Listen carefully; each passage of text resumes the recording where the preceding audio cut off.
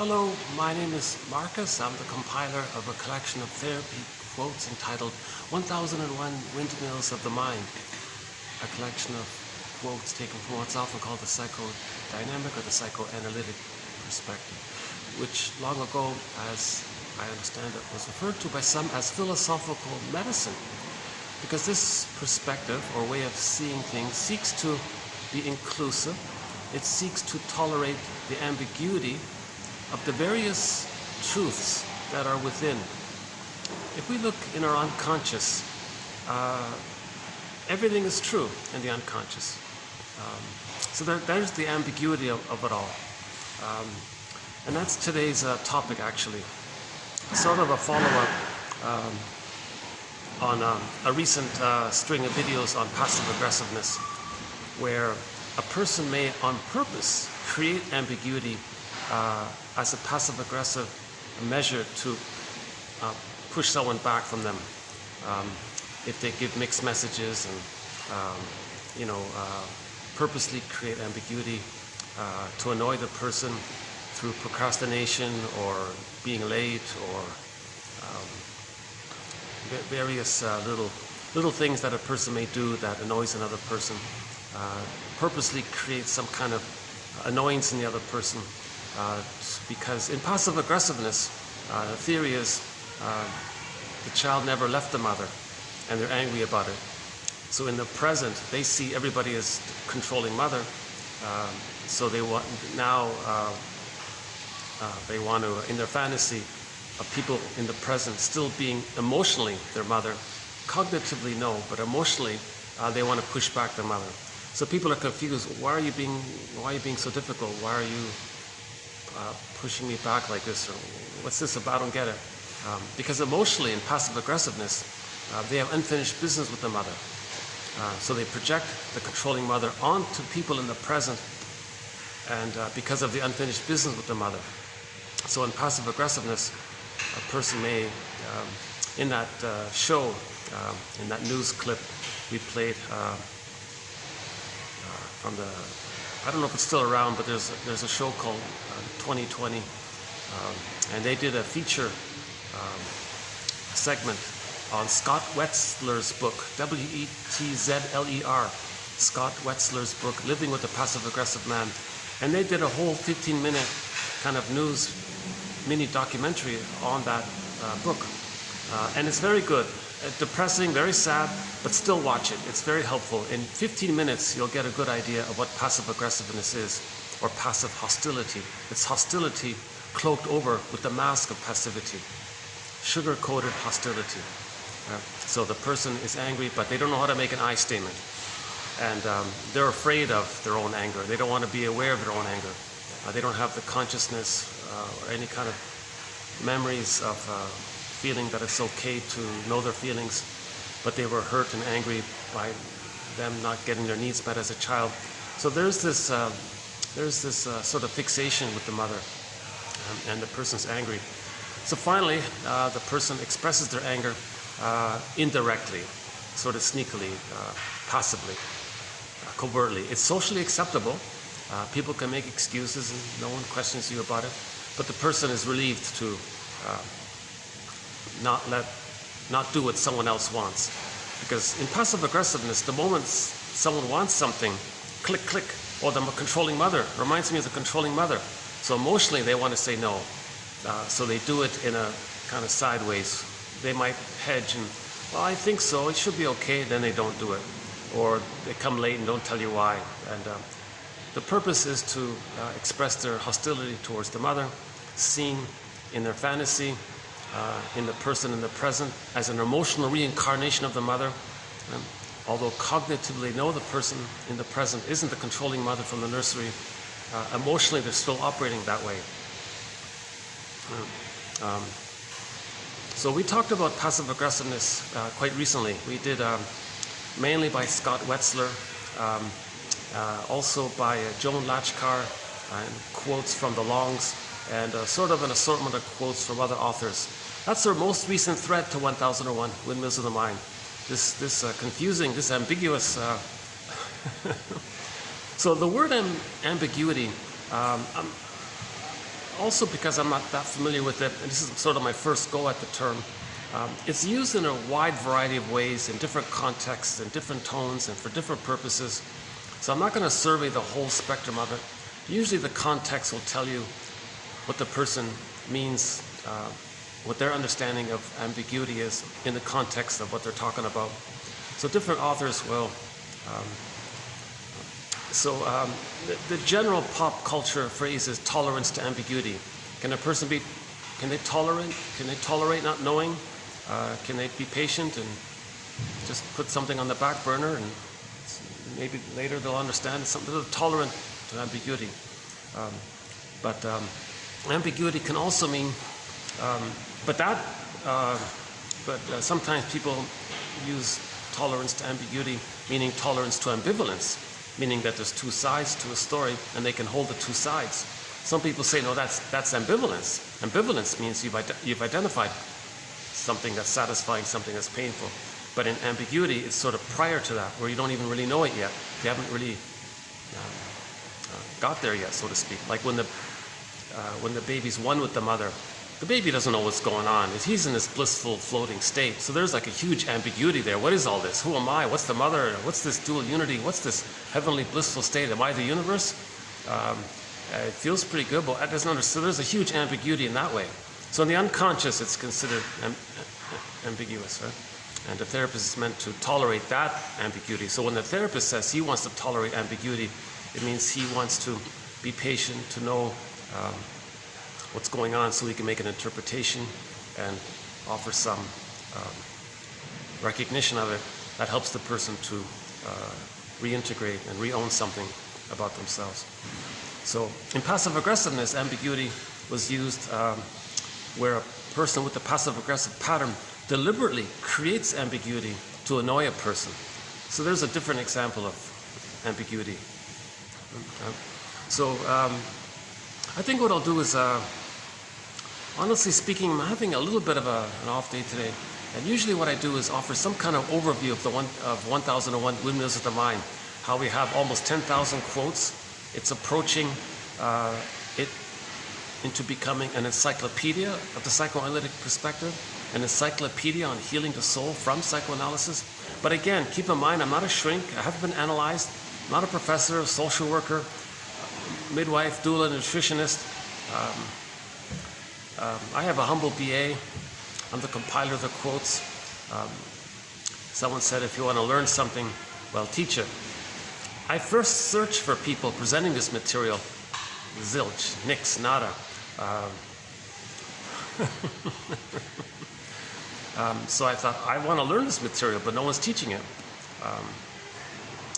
Okay, well, it's better than nothing. I'll try to teach it because I want to learn it.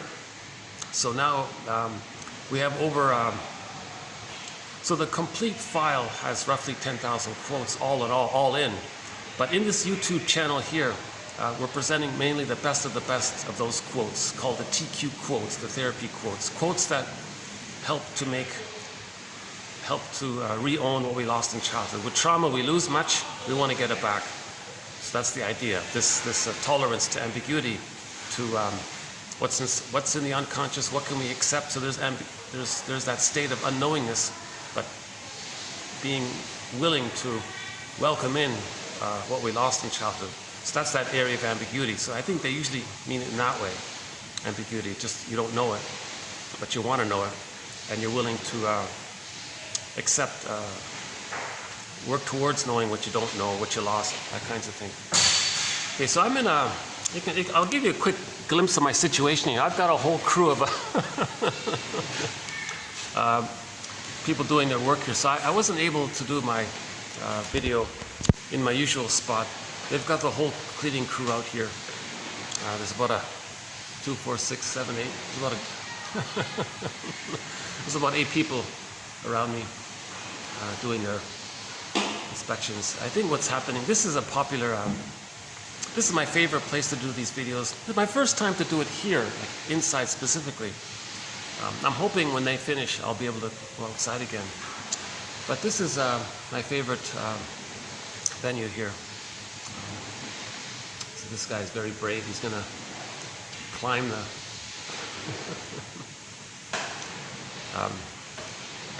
I think when someone books this place for a wedding or some kind of function, the whole crew comes in and does a massive check of everything. I noticed that, yeah. Oh geez, there's even more over there. This must be an important function, right? They want to get everything just right. This has got to be a wedding, maybe. So it's a little distracting, but so that's part of the reason why I'm going to sort of skip my overview. I've done the last video I provided some kind the first 1 hour of the last video.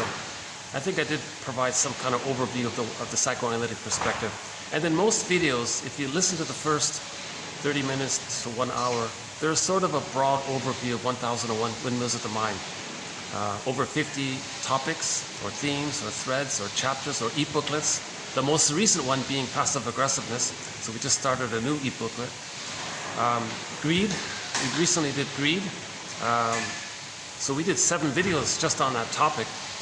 If you're interested in the topic of greed, check out the video marked TQ 2489, that one, and then plus the 6 videos prior to it. Those 7 videos are just on greed. The Falling in Love set of videos, 2435 to 9, 5 videos, excellent material on falling in love, another topic, and so on, over 50 topics.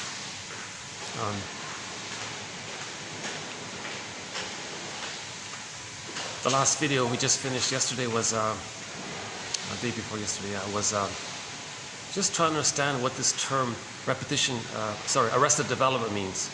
This stunted development, this warped development, some kind of disrupted development, disturbed development. The new phrase was attachment trauma. When the baby doesn't attach properly, that's a trauma. That warps his development. And he's sort of stuck there replaying what happened in the nursery with others in the past with the fantasy that they can undo the past. So when there's trauma, we repeat to see if we can undo the past, but because of the timelessness element of trauma. Baby doesn't understand time, it's timeless, so if he's frozen there, he's gonna, that's called infinite mourning. There's no time, so he's gonna respin it around again and again. In every new situation, he's gonna replay what happened to see if he can change the past. But there is time, the present is the past, nobody in the present is the needed good mother that should have been there. So repetition compulsion is like a mirror to see what happened. I think they're starting to wind down here. Maybe not. Yeah, my videos are still somewhat imperfect with my anxiety and with my being distracted a little bit. But I think, if my presentation is uninteresting or whatever, or too distracting, the quotes are posted below. In each video, if you just click the more link or the see more link or the show link or the show more link or whatever it says there, you'll get all of the quotes posted below. So it varies between 5 and 30 quotes. I think today we'll do about 20, 25, actually almost 30 quotes as well. Yesterday was 30 quotes. So we'll do another roughly 30 quotes over as 2 TQs. So we'll be doing TQ 25, 12 and 13. So 12 is going to be mainly on this topic of ambiguity.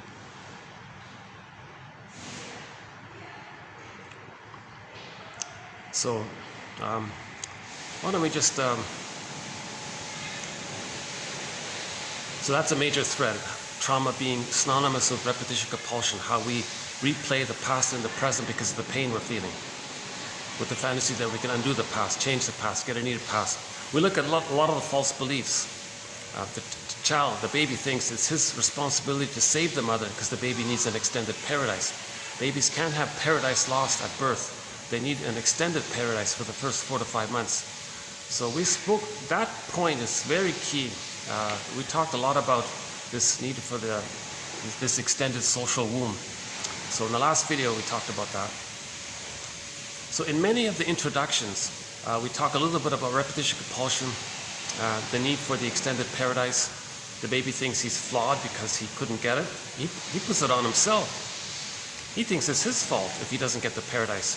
because the baby thinks he's the universe. Everything is him. Everything serves him. Everything's about him. So when he's born and the mother fails to provide a secure attachment style, attachment failure, new phrase from yesterday, he thinks he's flawed. Now he'll try to save the mother, protect the mother, heal the mother, cure the mother, do what she wants. He'll make every effort he can. It's going to fail in the end. And he's stuck like that. And now at the end of this video, we have a quote from Hans Lowald, a very important author in psychoanalysis. He's made a lot of contributions. He's provided a lot of inspiration to psychoanalysis, as has Karen Horney, James F. Masterson, Edmund Bergler, William Fairbairn, Melanie Klein, Margaret Mahler, and Grotstein, Horner, Ogden. We got a lot of great authors here. So also,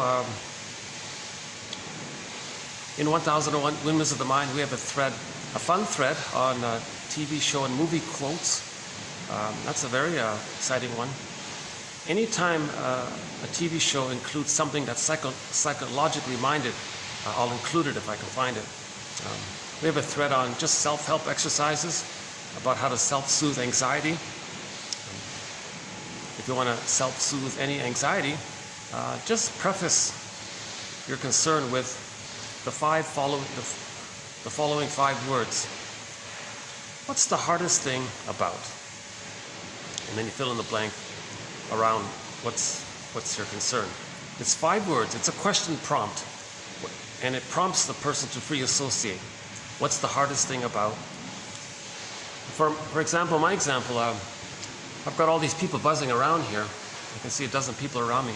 What's the hardest thing about doing this video? With all this activity. I keep thinking, shouldn't they be finished soon? They're such hard workers.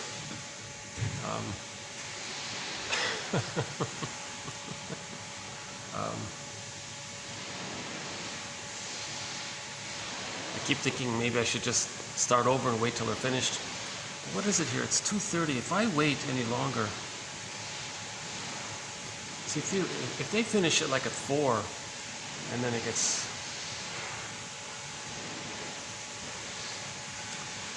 I have some ambiguity myself, you know, about continuing or starting over. Okay, so I acknowledged my concern, right? So it helps a little bit when you say, what's the hardest thing about, and you fill in the blank, and just say what comes to mind. It can help a little bit, because you're acknowledging something. Right? You're naming something.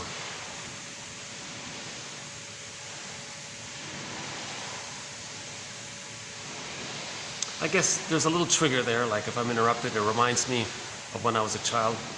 I needed to concentrate, and I was interrupted. So maybe this harmless, benign activity around me unconsciously reminds me of when I was a child. I had a need for peace and to concentrate and to learn, and I was interrupted quite a bit, and I felt annoyed by it. So maybe I'm reminded of it. You see, so something very harmless in the present can remind you of the past.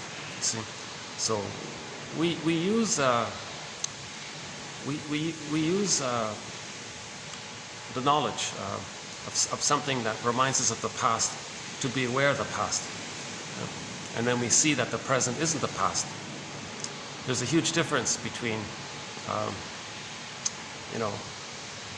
workers peacefully doing their chores, and a little child a kindergarten child trying to play with a toy or something, and there's a lot of interruptions around it. And the child might think, I can't concentrate, I can't learn something. Boy, this is disappointing, and so maybe something like that. But one thing I notice about this staff, they're very sincere and humble in their work, right? They're very,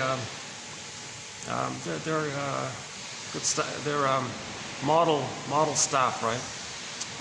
They're working efficiently, calmly. They're getting it done, and they're not like goofing off, or they're not like arguing amongst themselves, that kind of thing. So that's a sign of good morale, I guess.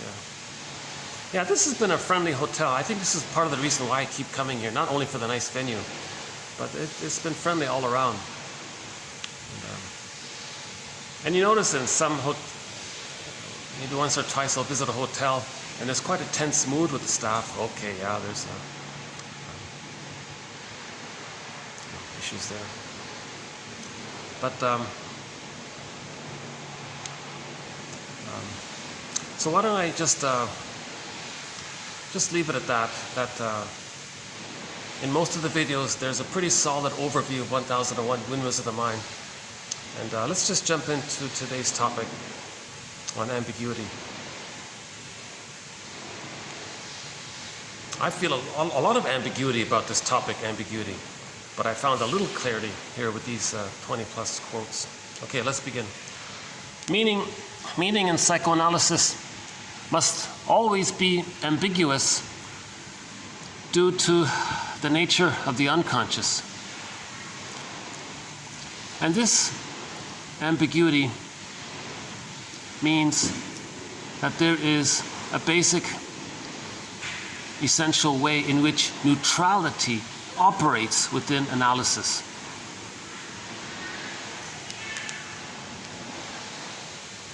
So we need the neutrality, the curiosity, the objective, caring witnessing, and then material comes up. When we feel safe, material comes up. Things are more clear.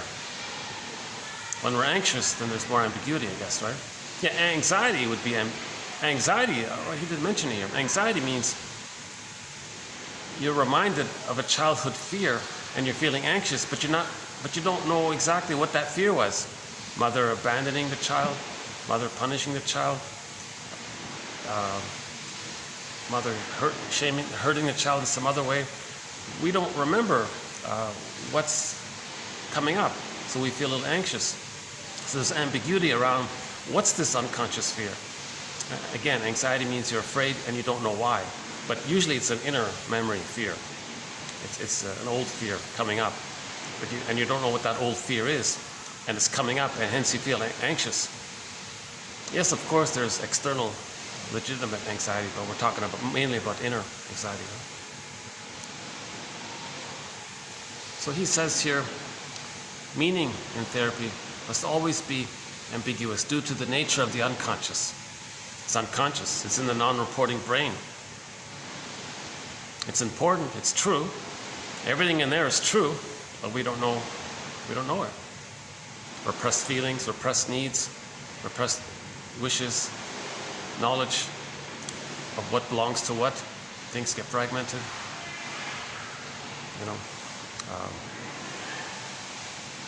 Knowledge of which defense mechanisms we're using. Knowledge of what we needed at a certain time.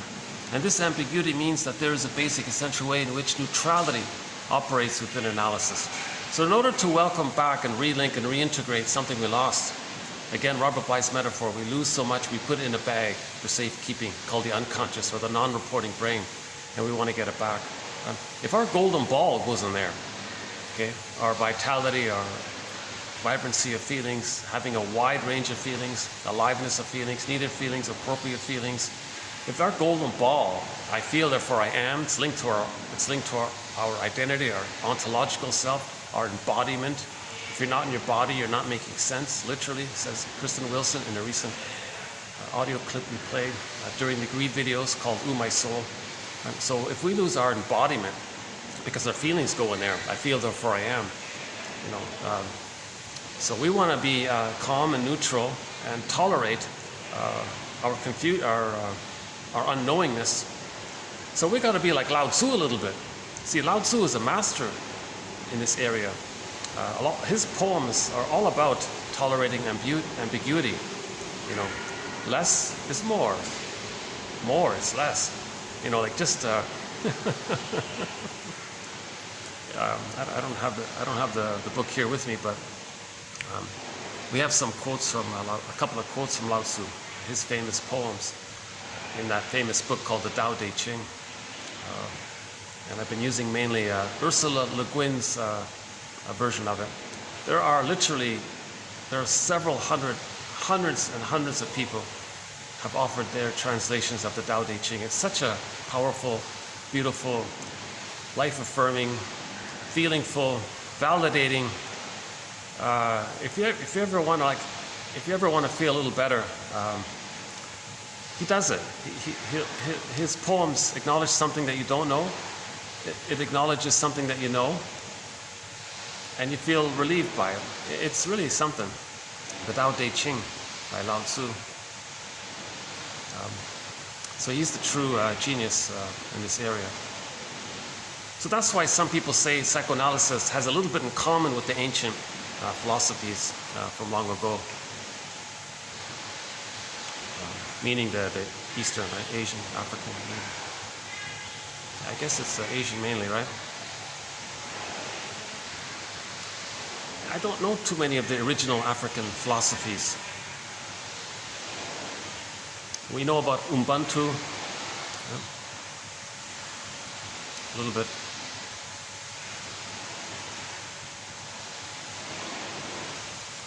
So we'll pick up on that one. So neutrality. What are we feeling? I'm not sure. It's there, and I'm not sure what it is. So we've been using the poet. One poet says psychoanalysis, always looking for an egg in a basket that's missing. So weaving this basket and not knowing when the egg's going to come in, which feelings are going to be in the egg, which potential, which lost aspects of ourselves, which lost life we're going to reclaim. There's ambiguity there, so we're going to weave the basket for that. Just like Penelope's weaving, right? Waiting, that's a symbol for this innate drive for healing. There's this innate drive for healing. Ambiguity is a property of the unconscious, as well as a principle of its process. It directs the therapy process through the uncertainty that fantasy imposes on every act. So we project something that we don't know about ourselves onto outside to see what's within. So there's ambiguity. We have an unconscious fantasy based around a memory of an event. We have a memory, there's a fantasy around it. That fantasy, it gets us to think that something in the present is what that fantasy represents within, to get us to be aware of what's within. It's called a mirror defense. Someone called it the trickster energy. So the trickster part of us, meaning this unknown sort of wise character, mischievous sometimes, helpful sometimes, hurtful sometimes. It's very vague like that, but sometimes the trickster is helpful because he's going to get us to believe that someone or something in the present is or has or believes or possesses or did or wants to do something about us. So that's the mirror. Okay, so projection is the means of bringing repressed material to consciousness. So therapy is about owning our projections, a lot of it, called shadow work. The struggle with ambiguity is at the very heart of the therapy process, attempting to interpret the idiosyncratic idiom of the client. So every person has their own sort of emotional story. We want to interpret it. Ambiguity is often used as a synonym for confusion or contradiction, but they're two different things. There are infinite ways to interpret a line of poetry, but there are also infinite interpretations that we would reject as arbitrary or absurd. As in art, ambiguity makes us see the same object simultaneously from several perspectives. As in art, ambiguity makes us see the same situation simultaneously from different. The elephant, right? The guy, the blindfolded guy with the elephant or something. Yeah. So the five. What is the five guys? visually impaired guys around the elephant.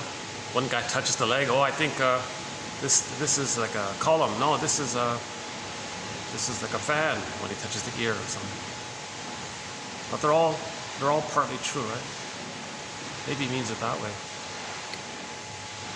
So ambiguity means there's some truth, but it hasn't been formed yet. Whereas confusion means something is identified, but you don't understand it that way. With a contradiction, that might be the ambivalence. So ambiguity is often sort of like pre-formed, like at that blissful symbiosis. So it seems to be a sort of a prior phenomenon about ambiguity, where it hasn't been named yet, kind of thing. Whereas if it's been named, then there's confusion, contradiction, ambivalence, if it's been named. If it's never been named, I think that's mainly what he means by ambiguity in this psychoanalytic area. The unconscious gives us the possibility to see the ambiguity of life, to keep on life, on the world, several perspectives, all true somehow, all active simultaneously. The unconscious, the ambiguity of life. So whatever we see outwardly in life that's based on our unconscious, okay, that's true for us.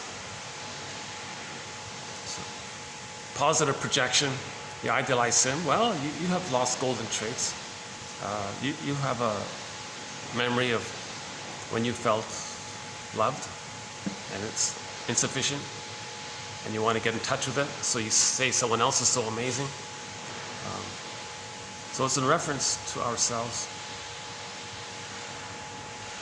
Put it this way, that bag we drag behind us, okay, our golden ball goes in there, our developmental path goes in there, differentiate, not needing to differentiate, but it's got stunted, that goes in there. The rest of development goes in there. Now, the capacities of the real self are available to us when we differentiate, so that's also in there.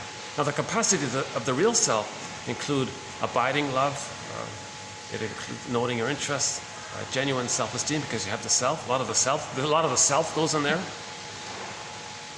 So everything that's true for us that goes in there, so it's all true in there. Your hurt, your anger, your pain, feelings of having been shamed, your extreme anger at the mother being misattuned to the baby's needs, that's all true in there. So everything in there is true.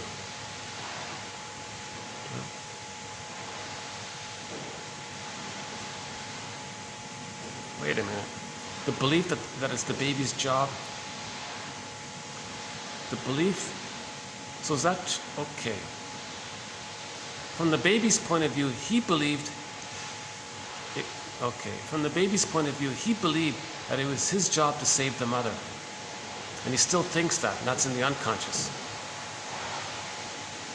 So there's a sort of truth in the sense that that's what the child believed.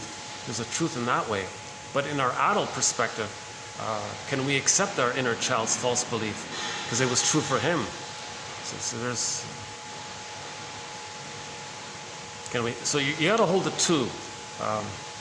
We got to be a bridge, sort of between the two.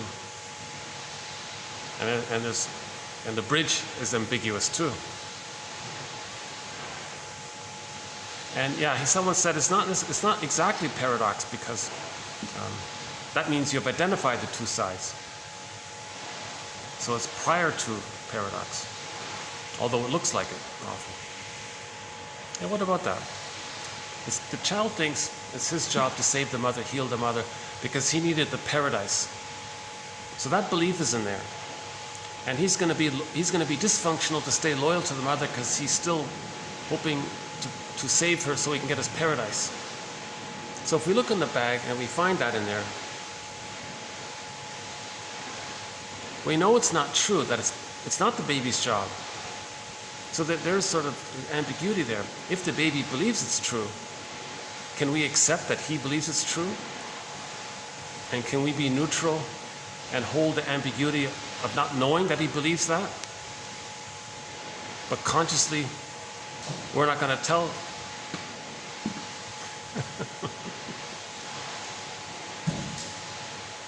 So if there's a false belief in there, how do we say that everything in the bag is true if there's a false belief in there? So if there are a bunch of false beliefs in there, existential conclusions, like the unconscious guilt, like he thinks he did something wrong to his mother, but he didn't. By the way, the swimming, this one metaphor for that lady there has the broom there. It reminded me of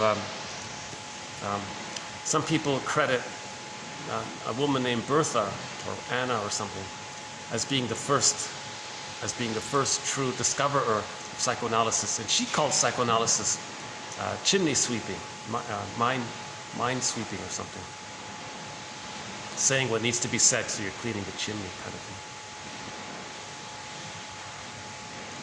So if we put okay, hang on, let's back up a sec. So the child thinks he did something wrong because he's flawed, because he couldn't save the mother. So, okay, hold on.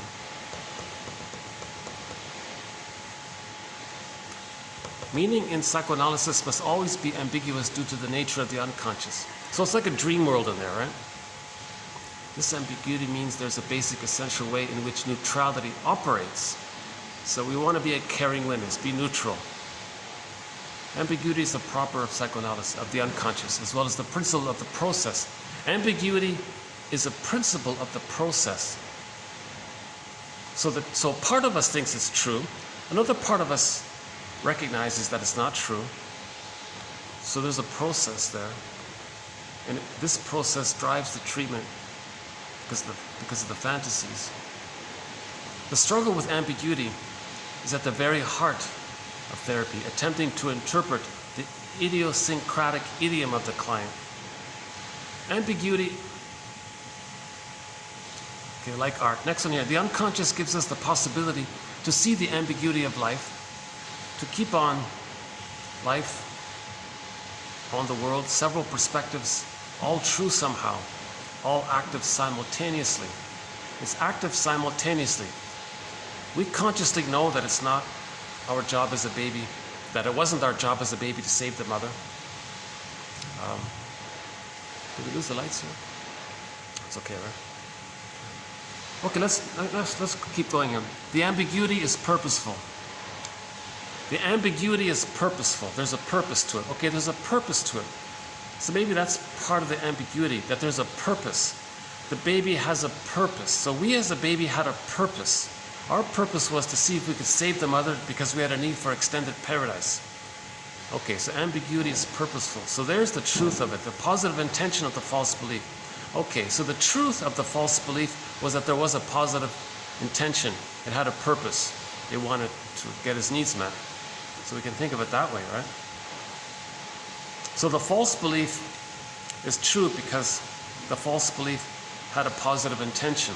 It's that positive intention that's true, that the baby needed paradise. Okay, so if we do it that way, that might work.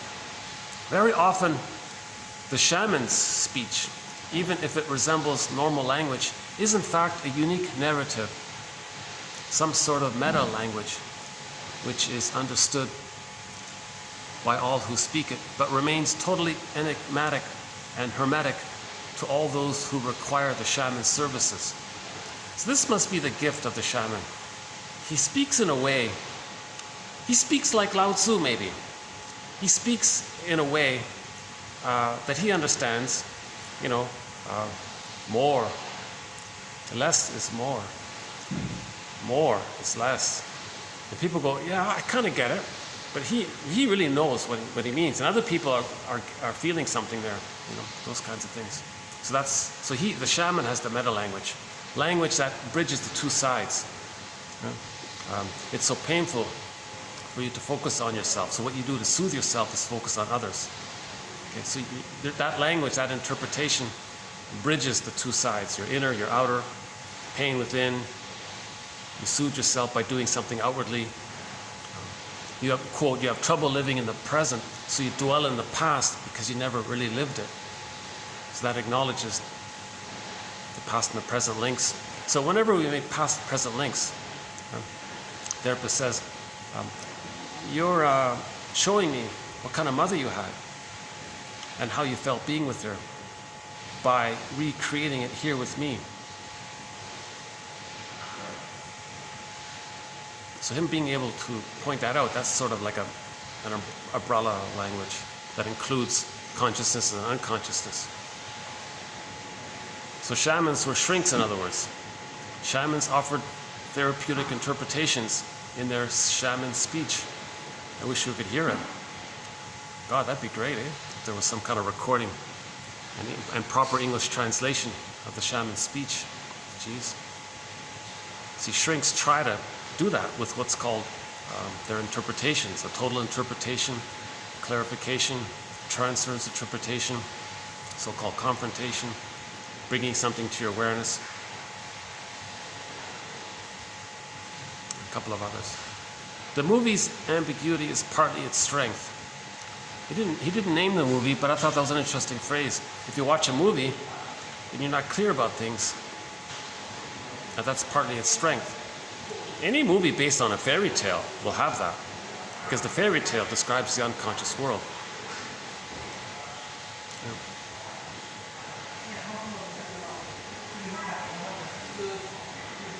Any adventure story in a forest, or the Odyssey, right? If you watch the Odyssey, the one starring Armand Assante, going into the underworld and Poseidon and Lotus Land and Laestagonians and Circe and Calypso and returning home and all these images and the Cyclops eats people. What's that? Well, we as a baby wanted to devour, wanted to take in, but we projected that onto the image of the mother. So there's some kind of uncanny appeal. So the movie's ambiguity, that's its strength. It's metaphorical, so, right? Sort of in the area of metaphor as well. The concept of sublimation as a defense evokes a great deal of theoretical ambiguity. Yes, I'm so glad somebody said this, because we don't have a thread on sublimation. I feel very confused about this. They say it's the healthiest defense mechanism.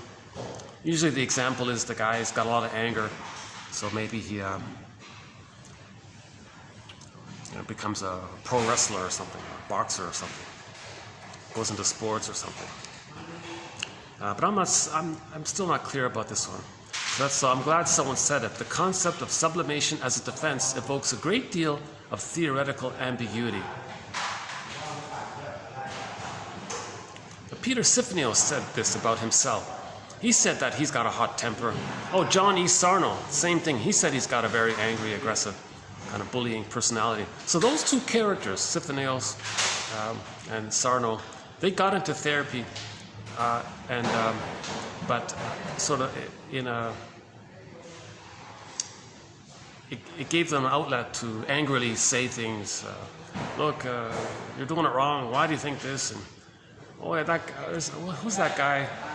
Oh, geez, there's a guy who's famous for that. You can't even watch him on YouTube. He's an obnoxious guy who shouts a lot. What's his name again? I forgot. So that's not helpful. He's sublimating for himself, but is he healing? Is he helping others really? But someone like Sifnios was helpful, yeah. And Sarno was helpful. So it is helpful. Sublimation is the product you're doing is helpful for people. So Sarno's books and Peter Sifnios' material, his books, it is helpful. It teaches. So that's sublimation. It's useful for society. It doesn't help him per se. It just helps him. He's still not processing his underlying needs. Anger is an expression of unmet needs. So if the person's afraid to make an I statement, to know that he didn't get the love that he needed, to know that there was attachment failure, So anyways, sublimation. There's a great deal of theoretical ambiguity around that one. I agree. Next one. Ambiguity is the concept that lived relationships can never be fully grasped by consciousness. That's not bad, right? You're in a relationship. You don't know everything. Is your partner recreating their childhood, past and the present with you? Are you doing the same thing? There's confusion around it. Do you expect too much from the partner? Do you think your partner in your fantasy should be the needed parent that should have been there in the past, but you're getting along anyways?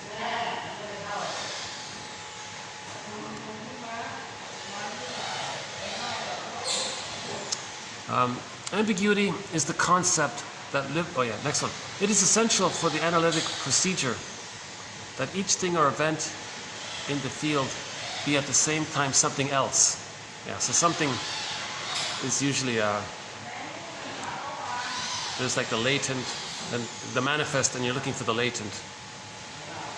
A lot of things are just pointing to something else.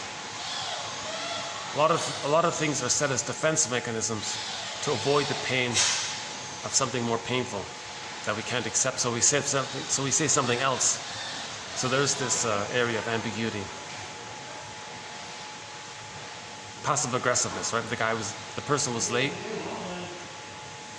It meant something else. His lateness meant something else. His lateness meant he's angry at you.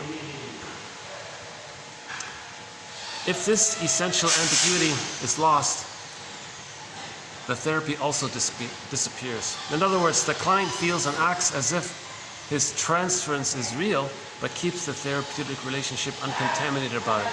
Okay, so in the therapy process, a person may project the childhood into the present, but they're aware of it, and they can still have a cooperative working alliance. I think I'm projecting. I'm seeing traits of you as my parent. Am I doing that? But you're not like that. But I'm somehow finding myself thinking that about you. So you can step back and go, okay, I think that's a projection. I'm trying to get in touch with how I felt with being the kind of parent that I had by getting me to believe that you're that parent, so I can feel what I couldn't feel. And you're aware of this, so there's sort of the ambiguity in that way. Ambiguity is what allows us to make choices, because in the absence of such ambiguity, all decisions would be determined by the communication of facts. Oh yeah. So ultimately, you're going to make some kind of choice, which is ambiguity. Ambiguity is where the trickster lives, this mysterious innate drive for healing. If we were to create a character to personify this innate drive for healing, sometimes we call that the trickster, not always. While in ambivalence, the contradiction between meanings is acknowledged. While in ambivalence, the contradiction between different meanings is acknowledged. Ambivalence, good breast, bad breast. Right? So sometimes there's the need to see mother as all good, the reality that the mother was painful, so there's good breast, bad breast. That's ambivalence, to see the two sides of the mother. She's loving sometimes, she's hurtful sometimes. Can we hold the two sides? There's ambivalence. If we can't hold the ambivalence, then we split. Deny one, accept one, flip it around. But ambivalence means we want to hold the two sides. Whereas ambiguity is a pre-ambivalent state in which several meanings exist without discrimination. So we haven't reached ambivalence. Every baby's in a state of bliss. So that's the pre-ambivalent. But when he hatches out at some point, when he leaves the mother, he's going to recognize that the mother's painful. But he needs a good mother, so there's a good mother. Or maybe he had a good mother and he can see the two sides. So things are defined.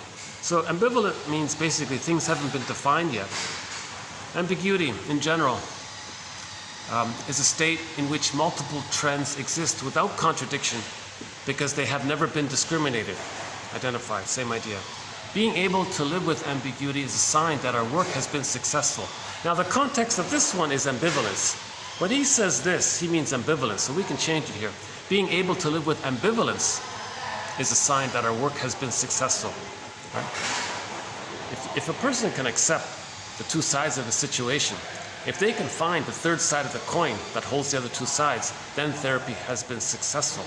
If a person goes through life with all or nothing thinking, perfect or forget it, awesome or no value, completely of no value, useful or unuseful, if things are seen in this either or, all or nothing, now or never. If there's a tendency to exaggerate things, in other words, if prejudice still exists, prejudice is a good example. If anybody says, I'm okay, you're not okay, that's prejudice. That's because that's splitting. If splitting is still being used, then the person isn't healed. Healing, the sign of healing is that splitting has been resolved. Splitting means the baby, to deal with the anxiety of a shaming mother, he denies the truth and hallucinates that his mother is a goddess. In effect, now there's two mothers, but the truth he denies, the made-up one he accepts. There's two mothers? There's no two mothers. That's splitting. In myths and fairy tales, it's goddess and demon, but no, the mother is one person with positive and painful traits. But for the baby, things are exaggerated, and he can't handle the ambivalence. No baby can get the idea. No baby can feel okay with the idea that he loves his mother, but she's hurting him and shaming him. He's supposed to love her and feel safe and to attach. He can't feel safe with her if she's hurting him. Okay, so he's got a mechanism of the mind, a maneuver of the mind, an operation of the mind, a trick of the mind. He'll deny that the mother's this enraged, shaming entity.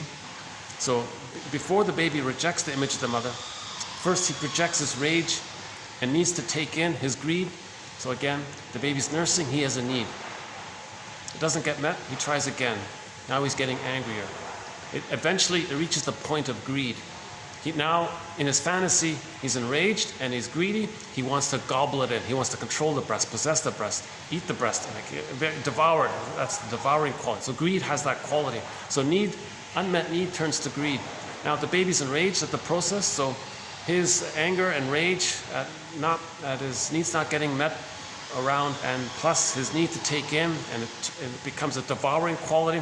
All that, the baby can't accept it. He projects those two elements onto the concept of the mother, the breast. It's as if he's an artist, a Picasso. He's going to take a paintbrush and take on a piece of paper, okay, draws a circle, there's the breast. Now he's, okay, I'm enraged, but I can't feel it. Art represents feelings. So let's paint this breast as a character who's enraged and dangerous. Now the baby was enraged, biting, he was angry, he was dangerous. Let's make the image on the canvas dangerous. Okay. Now the baby wanted to take in. Let's make this angry character on the canvas, let's make him a devouring monster like the Cyclops who wants to eat the people. So he paints like a Cyclops character, and the witch that wants to eat the people, etc. Oh, sorry. Oh, they're still doing it. Wow.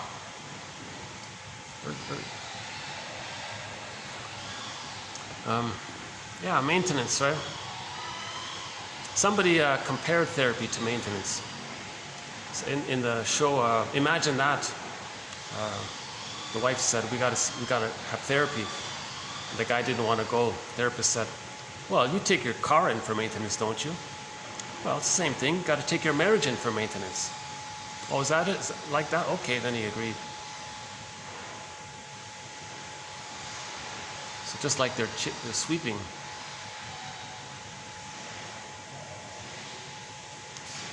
Okay, so splitting. So again, the baby also projects. His rage is too much excitation. He can't accept that he's so enraged. His system can't handle it. It's too much stress. He's got to deny it, repress it. When something's repressed, it's projected.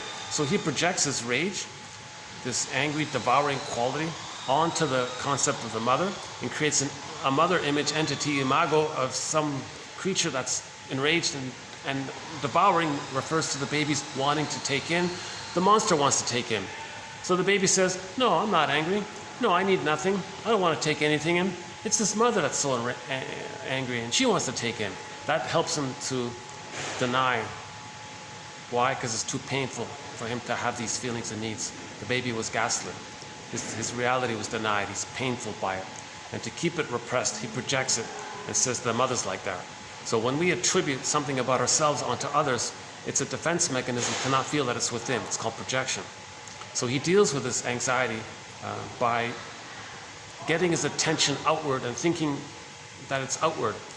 and selective disattention inward, over-exaggerated attention outward, and then he tricks himself to not feel that it's within, so he squelches his feelings within. But it's still true within. It doesn't change the fact that it's within. He's just tricking himself. But projection at the same time is meant for him to know what's within. But the baby's not going to analyze himself. The baby's just going to do the projection. So he creates an image of the mother as a monster that wants to eat him. Okay? Now, he can't even just take in the milk to survive. So like that thirsty guy in the desert who hallucinates an oasis because he's trying to survive, the baby wants to survive. Okay? So that thirsty guy in the desert, he's feeling the pain of the burning, scorching heat. He's enraged, he's hurt, right? The baby's in a similar state. He's being shamed by the mother, he's in a scorching, burning, right? So they're both kind of feeling terrified and all this. Like the guy in the desert's terrified and in pain. The baby's terrified and in pain when the mother's doing this. So the guy in the desert hallucinates an oasis. Ah, what a relief. The baby hallucinates a supremely beautiful, nourishing, all-good breast, ideal breast, heavenly breast, soothing, loving, milk and honey, oasis breast, the true heavenly goddess breast. So he compensates, he creates what he needs to feel. So he's got to imagine something safe enough so he can finally feel safe to take in the powder stuff or whatever, whatever it is. That's called the splitting mechanism. In his imagining, it's goddess and demon now. If that's frozen in a template, if that's like a script, a mental template, a psychological imprint, like a working model, architecture of the subconscious, endopsychic structure, some kind of arrangement within the mind, some kind of map, stencil, blueprint, schema, some kind of set thing in his mind like that, based on his memories, neural networking like that. And if he goes through life with that unresolved, that's still there. If that didn't get resolved by the age of 3, and if it's still there, he can go through life with either or thinking. He can go through life with prejudice. So that guy says, we want the stuff on the other side of the lake. Other side of the lake. We're on this side. Click, click. Here, there. Us good, them bad. Goddess, demon. So they see the world in splitting either or ways. We good, they bad. Goddess, demon. Okay. So the more traumatized the baby is, the more he's going to later on see the world in either or terms. That's the splitting mechanism. The splitting mechanism is there for the prejudiced personality, which is there for the plunder system. Because in the plunder system, you want to say that you want the stuff on the other side of the lake. You tell people some story. The recent one from 2 months ago. Just think in terms of, I want you to imagine a garden and a jungle. Oh, click, click, goddess and demon. Okay, so we good, they bad. Okay, so good breast, bad breast. Okay, now whenever there's trauma, people want to replay it. They want to reenact it. So the mother hurt them, plundered their soul.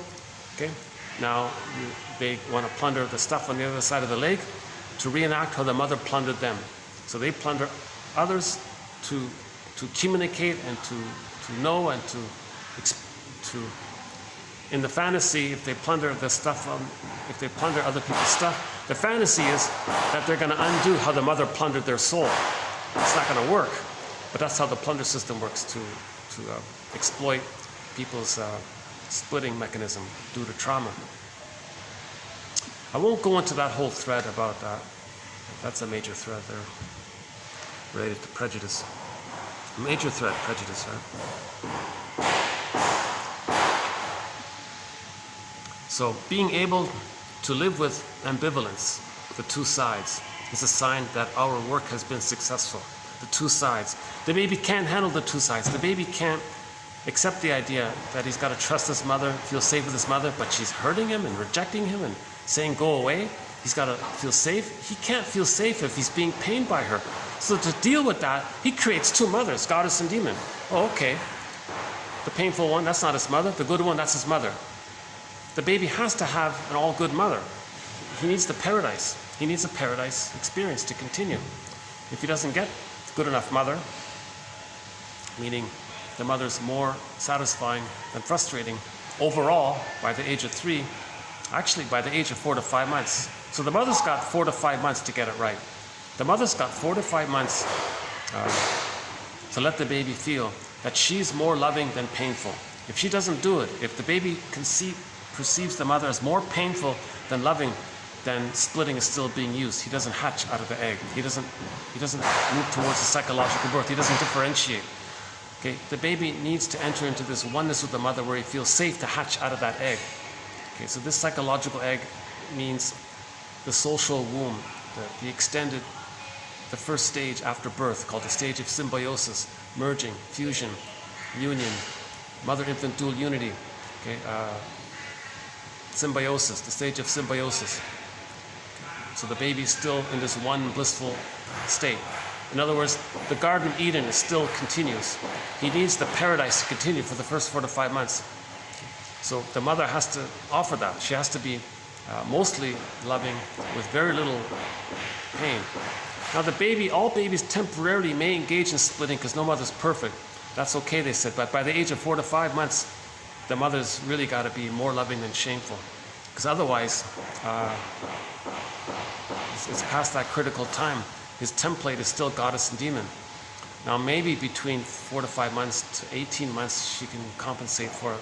It's going to be much harder. But theoretically maybe it can be done.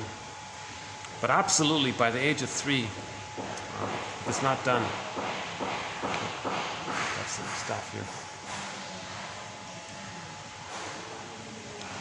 Okay, let's do the next one here.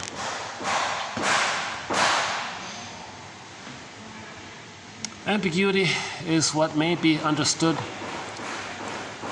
in different ways, or what is imprecise or indefinite. Oh yes, that's sort of like a general overview, a traditional definition of ambiguity. What may be understood in different ways, or what is imprecise or indefinite. So that's using the word ambiguity in regular daily life.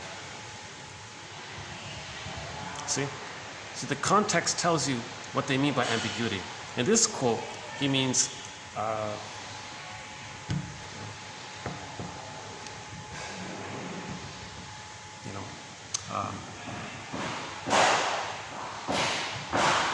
situation that's unclear. Ambiguity is a necessity in the art of interpretation. Yeah, sure. Ambiguity is reflected in the analyst's need to play a guessing game as to what or to whom the client is referring. Same idea. The tolerance for uncertainty and ambiguity is a necessary condition for creativity. Yeah, creativity. You want to find new patterns. Something new, right? Take what's existing, rearrange it in a new, helpful way. So you need tolerance to be able to have some creative product.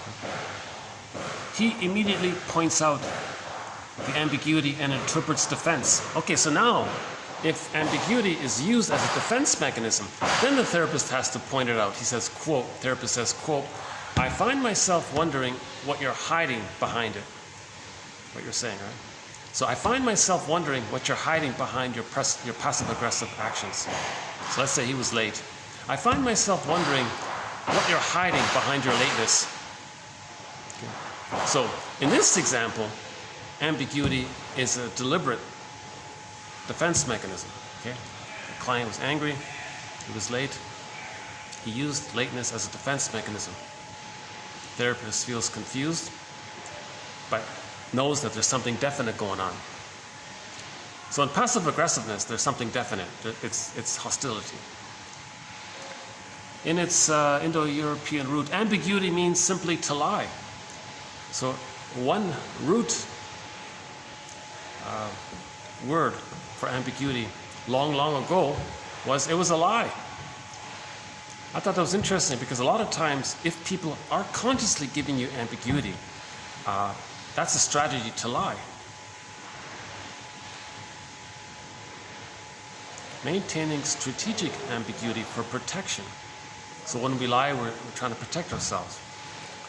Strategies over opacity, equivocality, and absurdity around this company. Oh yeah, he talked about some kind of company, and they would use a lot of opaque, confusing double talk or whatever, changing meanings, mixed messages, making things absurd. And that was how they became successful. Maybe like someone selling, like a salesman's trying to sell a product. You know, this can do this and it can do that, but you're confused about it. Do you mean that? He appeals to your emotions, so you want to believe him, but he means something else. Different types of ambiguity. Ambiguity as opacity, equivocality, and absurdity. He's talking about the different types of ambiguity. For Laplanche, the fundamental, key name. He wrote probably still to this day the best dictionary of psychoanalysis, either number 1 or number 2. One of the best dictionaries of psychoanalysis was by Laplanche and Pontalis, 1969, French. What I like about it is I think they translated it from German into French, and then the French into the English. Okay, so it's better. Okay, so that's why it's a good dictionary. You don't have the disturbed English translations. That's why there's no Freud in our collection, 1001 Windmills of the Mind, because it's disturbed. The translations were done by disturbed English translators for a specific purpose to create. It was passive aggressive. They don't want it. It was envy. I think it was envy based. The English translations of Freud are not helpful. I think we need to keep the original German, and read. If any German speaker tells us if Edmund Bergler or Karen Horney or Hans Lowell or somebody, Melanie, if they tell us Freud says something, okay, great, we can learn from it. But if an English person says Freud says something, forget it. No way. I'm not going near that.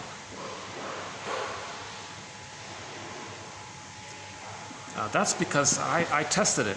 I took some little German original, put it in Google Translate and Bing Translate and a third translation, and I sort of got the gist of it through the computer translations. Then I read the official English translation. Oh my God, it's misleading. It's designed to get you to think in a wrong way. It's cynical. It's sardonic. It's unhelpful. It's meant to confuse you, annoy you. And one of the translators even said, in a sadistic manner, "Oh yeah, I get my kicks out of thinking how people are going to figure out what I meant." See, he was having fun. So I don't trust the English translations of Freud. So one helpful book in this area is the Laplanche one. Laplanche. Okay, for Laplanche, the foundational and unavoidable trauma for us as human beings issues from the fact that the infant is overwhelmed by the excess and ambiguity of the parents' unconscious communications to her. Okay, the child is picking up too many messages from the mother. Okay, that can cause a trauma. If the mother is rejecting the baby, the child's going to pick it up, but the mother's supposed to love the baby, that's a trauma. If the baby picks up too much ambiguity from the mother, he's going to be overwhelmed. That's called a double bind. He can't trust his mother. Okay? So that's attachment failure. For example, if the baby's, if the mother has a baby and she wants to communicate what happened to her when she was a baby, she may shame her own baby to reenact and replay how her mother shamed her. So the baby's thinking, I'm supposed to trust her, but I'm being shamed. This ambiguity is going to hurt him. Or some mothers have a baby and they say, at last, someone to be there for me and not leave me and need me and be a source of presence and comfort for me. So some mothers parentify their children and make them dependent by rewarding their regression, but withdrawing her love or punishing their autonomy. So they create a scenario where the child never gets enough love or safety to leave the mother. And some women do that. They fix it that way, okay, because they don't want to feel separation anxiety. So they overly control the child by doing that. So that poor child is also, that's the trauma. Again, the foundational and unavoidable trauma for us as human beings in general issues from the fact that the baby is overwhelmed by the excess and ambiguity of the parents' unconscious communications to her. Asked about what led to her marriage, she used ambiguity and explained matter-of-factly, quote, "It may be love, or it may be not, but it ends up having a result." I just included it in there for the comic effect. No other reason. I just wanted a comic break there. Asked about what led to her marriage. So what led to your marriage? She used ambiguity and explained matter-of-factly, quote, "It may be love, it may be not, but it ends up having a result."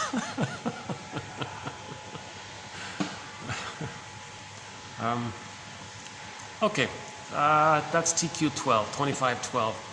So this is our first sort of lobby on this topic. We'll update it in the future. I'm prompted to start in on this topic of ambiguity because of our recent 3 videos on passive aggressiveness, where the passive aggressive person deliberately creates confusion, a mess, a chaos, to create a kind of a buffer between them and the mother.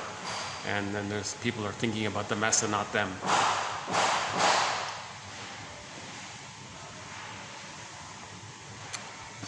Oh, maybe I can. Okay, let's just stay here then.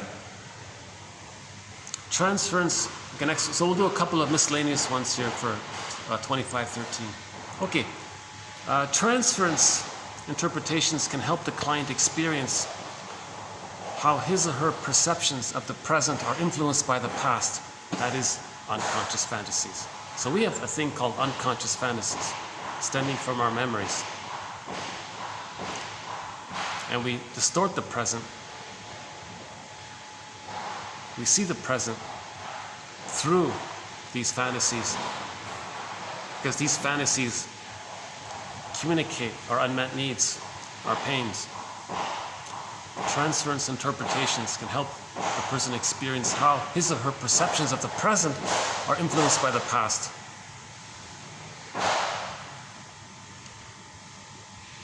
In the past, the baby was in a state of timelessness. Now he's got all these unconscious fantasies. So in the present, he wants to recreate in the present the past with the fantasy that it can undo the past. So a lot of people emotionally relate to the present as if it's still the past because of the unfinished business with the mother. They want to get their needs met. So in the falling in love one, the partner is seen as the parent that should have been there. I love you, you're perfect, now change. Now in order to fall in love, this transference love, the person reminds you of the parent on some level, in some way, in their personality, in their demeanor, in their attitude. There's something about them that very closely resembles the psychology of your mother or father, or no, usually it's the mother. And then, whoa, you're triggered up of the parent. Now you revive the bliss, the oneness you had with the parent in the womb, or what should have been there, or maybe it was partly there. So you revive. When you fall back, it's a regression back to the infantile place. In the infantile place with the mother, you were reminded of a period of time when there was bliss. That's the falling in love part. So now you're bedazzled, love trance, spellbound at the person in the present, seen as an emotional reincarnation of the parent. So the person in the present, okay, is seen as a reincarnation of the parent from the nursery. Okay. So you fall in love with that person because it brings up the blissful feelings you had with your parent in the nursery. And you think that person in the present, you don't know why, but you're so crazy about them. But the emotionality is about the crazy blissful ambiguity feeling with the blissful oceanic oneness, Shangri-La, Shambhala, paradise, Garden of Eden feeling. You're getting that because of the trigger, because the person in the present is triggering it. Now, because the person in the present is seen as the parent from the past, now you're back there emotionally. Now, it's like a second chance to get your childhood needs met. So now you want your partner in the present to change their ways, meaning you want your mother to change her ways, so you want the partner to be a good version of your parent.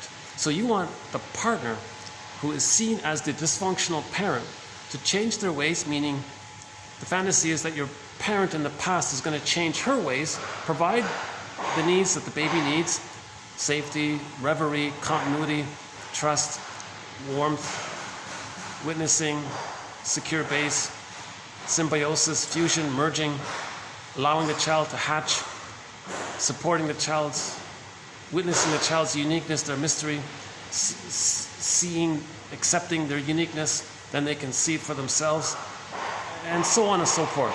So the partner in the present,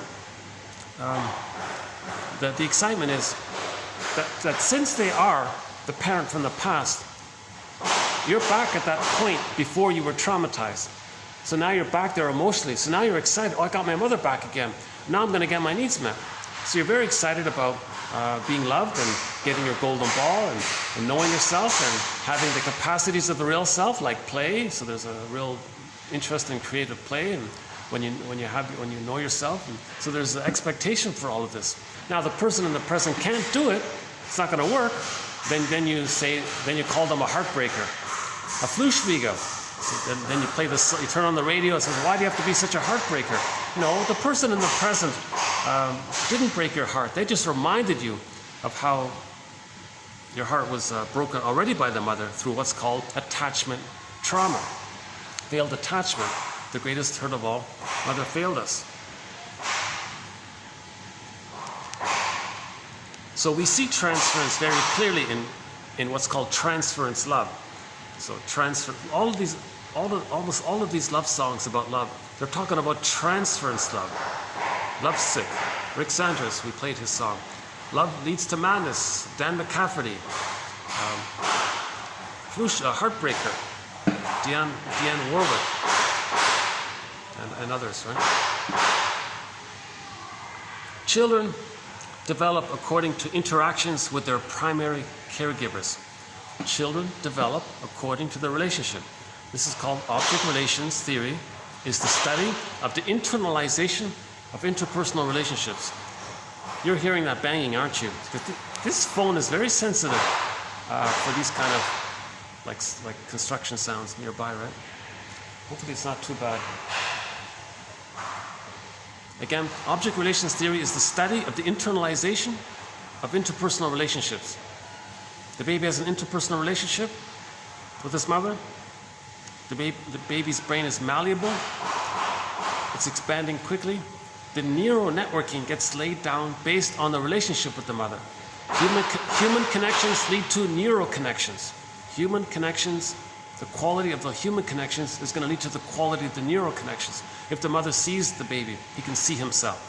If the mother feels the baby, he can feel himself. The mother soothes the baby, he can soothe himself. These wirings get laid down, then it becomes a part of him. It's set within him. Then he can see, feel, and soothe himself in later life. If that doesn't take place, he'll goad others, coax others, taunt others to feel what he can't feel, with the fantasy that if he repeats the failed interaction with the mother with somebody in the present, that maybe somehow magically he can correct the past, undo the past, get the needed love for the past. But no, nobody in the present can create a time machine, travel back, morph, get it right, hop back in the present, those kinds of things. There are no time machines. Projection. Projection. One of our threads, projection, so I'll add one more quote to this one here. A person unconsciously attributes unacceptable feelings to someone else. For example, those with a narcissistic pattern often project their envy. We talked about that in one of our threads, envy, hatred of the good, claiming that the person in question is envious of them. It's a mental process that protects the mind that protects the conscious mind. Projection is a mental process that protects the conscious mind. It's too disruptive. It's attached to the person, doesn't want to be reminded of the pain of goodness. So the baby's nursing, he needs a positive maternal experience. He needs the goodness with the mother, but he associates so much pain around it. He ends up with the conclusion that he doesn't want to see goodness, he doesn't want to accept goodness, he doesn't want to be reminded of goodness, he hates goodness. That's called envy. Okay? So one quote is, the baby can't tell the difference between the breast and his experience of the breast. If the baby's experience of the breast is that he hates goodness, that's envy, then to have an attachment, babies have to have an attachment. So to stay connected to the mother, i.e. be safe, he's got to be envious, because envy equals mother. So he'll go through life being envious, and that's his connection to the mother. Now to stay loyal to the mother and connected to the mother, he wants to contribute to seeing good things outwardly damaged. Okay? So he may become a short seller. Because 2 months ago, a famous short seller went on camera and said, this short selling stuff, it's all based on envy. The plunder system is based on envy, not greed. Greed is just a Trojan horse for the envy. Greed is not enough. Yes, greed damages. That's a part of it. But the driver of the greed is the envy. So it's called envy. So that's an interesting quote, because the guy's 90 plus years, whatever it is, multi-billionaire, and he's still greedy. No, he said envy. He wants to see goodness damaged. Because to see goodness bothers him. It reminds him of how he once needed goodness from the mother and it was so painful. So he wants to remove the source of envious feelings. He doesn't want to see anything good, because if he sees nothing good around him, then he's not triggered. He's doing this to stay loyal to the mother. He could never leave the mother. For the baby to leave the mother, he needs to be loved by the mother. If the baby is never loved by the mother, they cannot psychologically leave. Yes, of course, he can physically leave. We're talking about the internal representations, the model within. If the model within is the self and the other are blurred as still one, okay, in the fairy tale, it would be like the boar queen married the prince and they're one. Okay, that's a negative union. It's the tar pit of an adhesive union. Okay, if he's still married to mom within, okay, that's what we're talking about, right? He could never leave. Again, the more the mother's love is unavailable, the more the baby needs the mother. So he's going to stick to her, waiting for it. He's going to be loyal to it because he still thinks it's his job to save the mother, to get the love so he can leave the mother.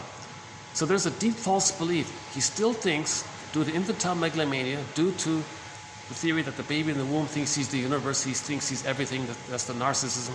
He thinks he's got to save the mother. Now, mother means envy, so he's got to stay envious, to be loyal, to still see if through his envy he can please his mother through the loyalty, and the mother feels seen and loved, and the baby magically changes the mother, and the mother changes her ways. We're talking about memory now, the ghost. It's talking to a ghost now. It's not going to happen.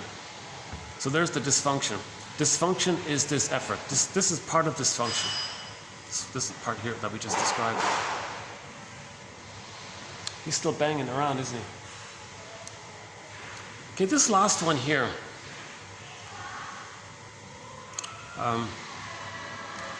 We're going to add a thread a quote to our thread on the psychoanalysis of religion. Religion, jam-packed with psychology. And I'm not going to summarize it here now in this particular video. I just want to add one more point to it that we haven't made clearly in the past. But before we get into it, why don't I just take a little breather here? Maybe he'll finish by the time I get back.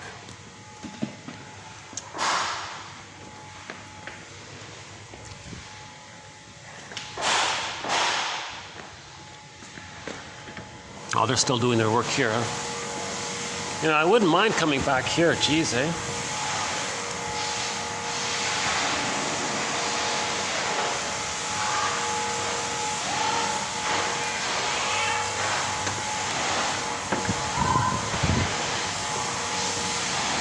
Well, I'm completely willing to tolerate the fact that sometimes I get this place all to myself pretty much, and it's nice and quiet and peaceful. but sometimes it's a little busy around here. But I'm just so glad to have some access to this place.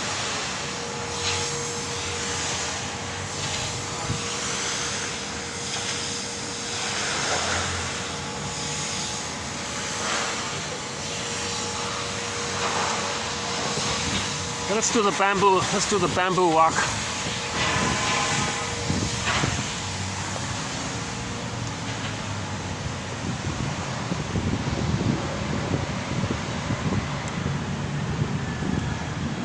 So the next quote, the last one, is going to be on something called the ego ideal, this jargon. So I want to spend a little more time on this jargon. So Hans Lowald, I think, offers some help in this area. So when we get back, we'll do the last quote.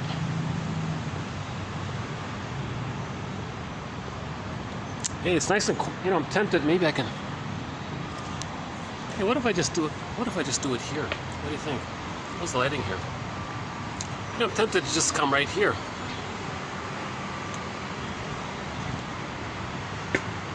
What if I brought my computer here? Maybe bring a chair.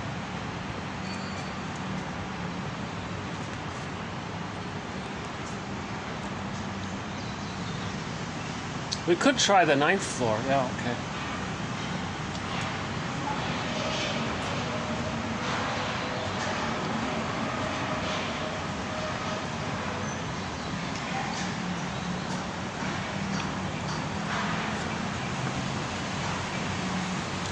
Okay, maybe I'll just mention it here then.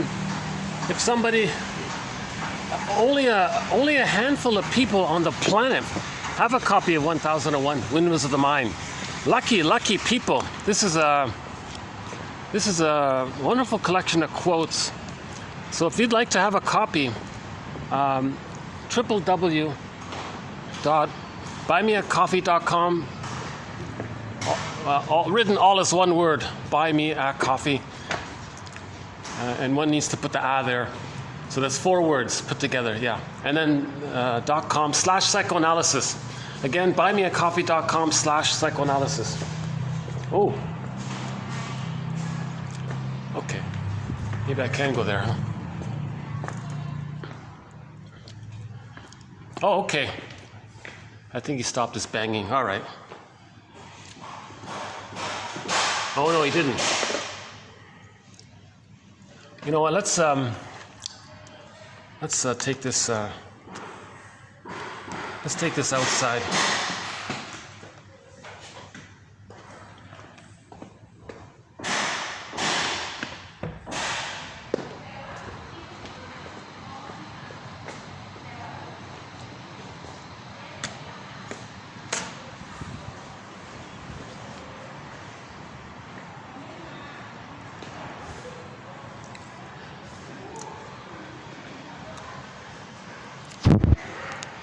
I think we can do it here for a bit. The believer loses as an external object and regains by identification with them as ego ideal. Confusing phrase. So let's see if we can fix it a bit. Oh, do you need this place here? Yeah? Yes, Oh, it's okay. I can stay here? Yes. Okay, thank you. Thank you.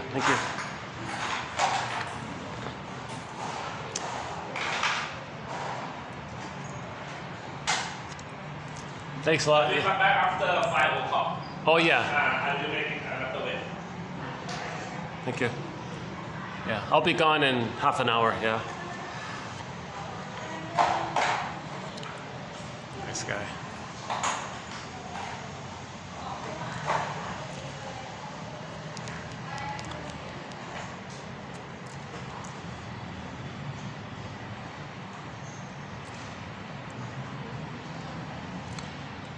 That guy, he's a cheerful guy, warm guy, yeah. Technician there. Okay, the ego ideal. Remember The Baby Needs Paradise? So he believed he was perfect, hence the paradise is there. If he's perfect, he has the paradise. When he's born and it's broken, he may search for it, look for it, create a concept of himself, of him being perfect like he used to be, chase that, search for it, create an image of that image. It's called the idealized self, the glorified self, the ego ideal, and pursue it. Because if he pursues it, he's going to continue in his search to get the paradise with the mother. To get the paradise with the mother, he's got to be, in his belief, one with her. Now, if he's one with her, that means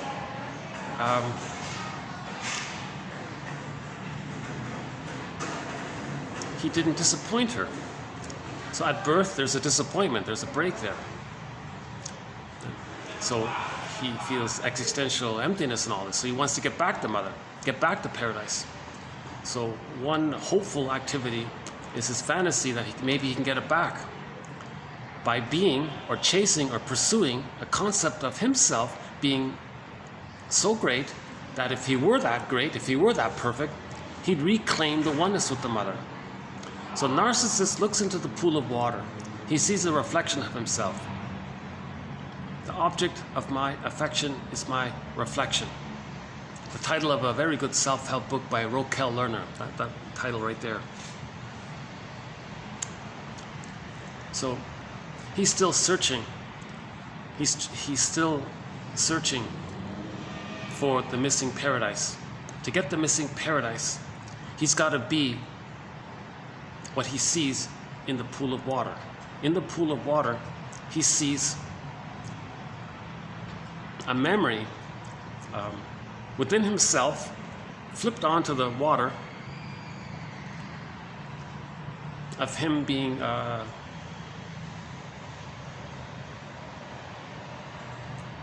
when he was hang on a second. He looks into the pool of water and he sees his reflection. That relates to the symbiosis being incomplete. He can't leave the mother yet unless he gets the symbiosis. He needs the stage of symbiosis, the first 4 to 5 months. So he's still looking for it. He's still searching for it. Okay? So he sees the fusion between him and his otherness in the pool of water. That's the baby and the breast, they're one there. Or in the womb, baby in the womb, they're one there. Oops.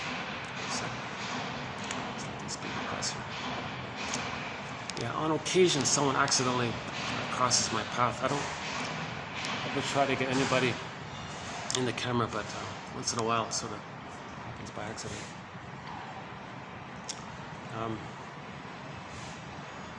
Okay, let's let this guy pass. I'll be back. Give me 2 minutes here. Let's pass this one.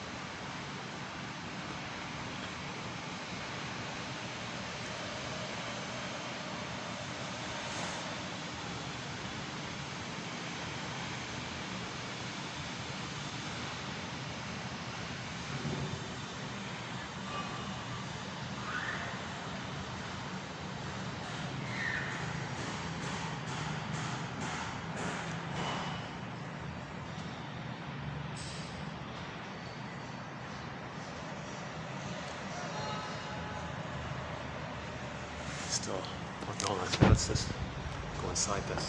So I got a guy standing right there in front of me. So it might take another couple of minutes.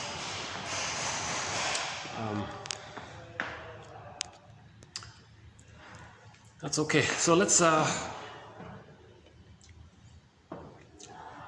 about ambiguity. So a lot of ambiguity in this last one here. So I'm struggling with this ambiguity. The ambiguity is the baby needs symbiosis. He needs the oneness, the mother-infant dual unity. Our narcissist looks into the pool of water. He sees a reflection. Oh, the guy's going to sit right there. Jeepers. I just moved the chair. Took a chair. So he's going to sit beside me over here. Really bad luck. He's just sitting right beside me. Okay, let's just continue here then. Hold on a sec.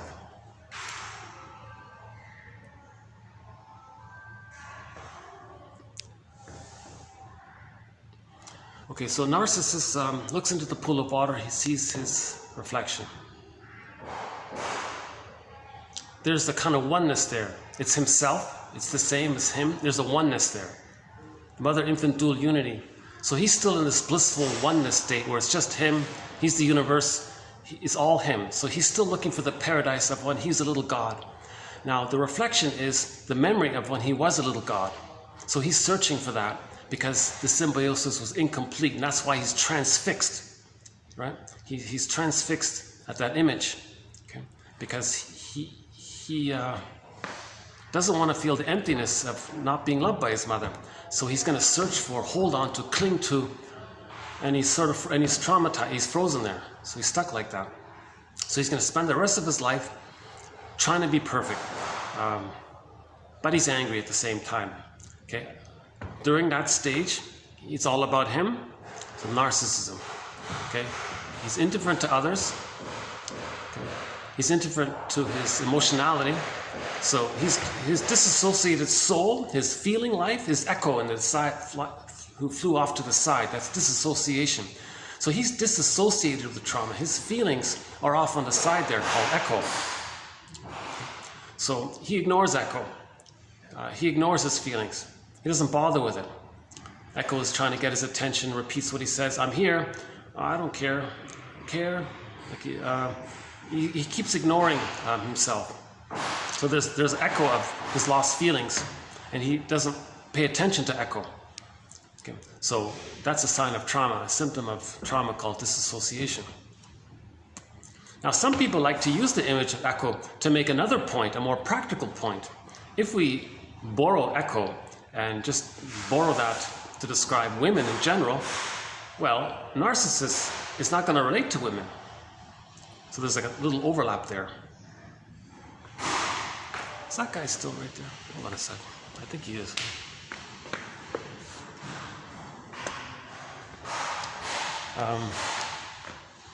Just my luck, huh?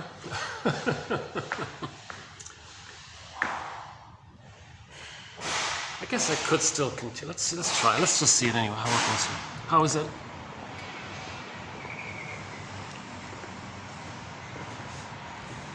What if I just keep going and ignore him?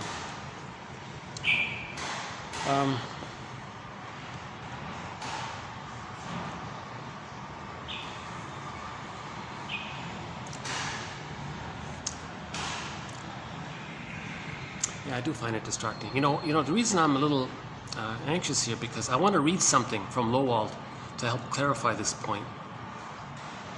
So I want to read this to you. So this is from an article by Lowald. I want to read this to you. Now, this quote is going to be 24:14. Due to space limitations, I can't put it in this video. So this quote I'm going to read now is going to be a preview, and it'll be included in the next video, the one beginning in 24:14.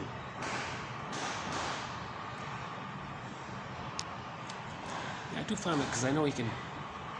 It's just right beside. I know he can hear me, so I'm a little distracted by it. Okay, let's do this then. Okay, let's go back inside.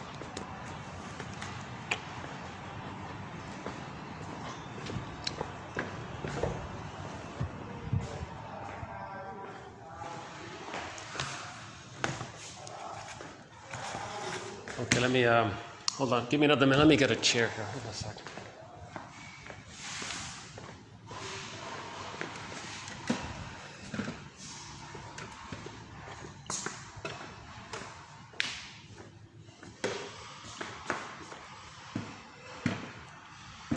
Okay, that's all right.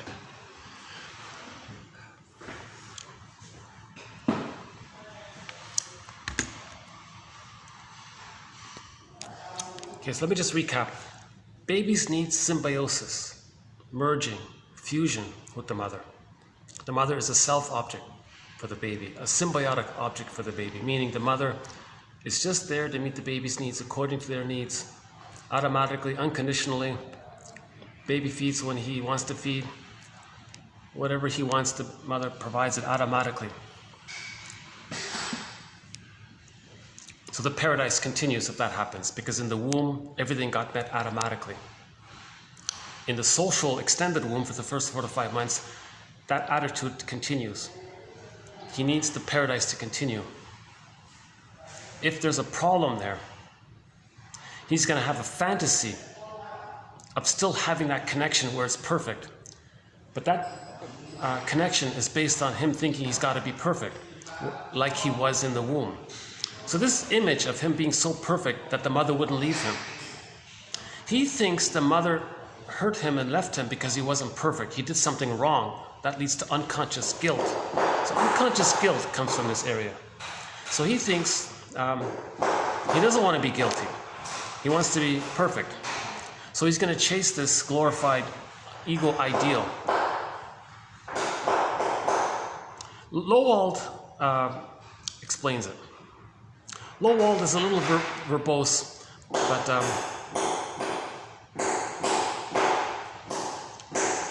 it's worth the lengthy quote. If you can stick with this quote here, or just look at the banging, right?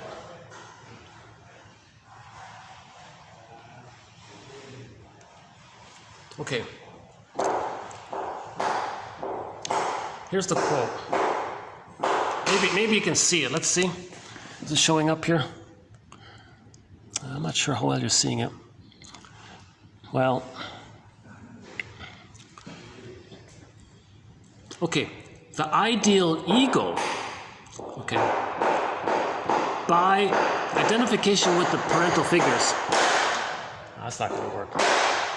If that guy is going to keep banging, that's not going to work. For some reason, I find myself, I don't feel easy to talk freely if someone's just sitting right beside me like that. You know what's funny? I made an odd reference to doing it at the bamboo area. So let's go back to the bamboo area. Okay, let's do that then. All right. I've never done it down here, but maybe it's worth doing it.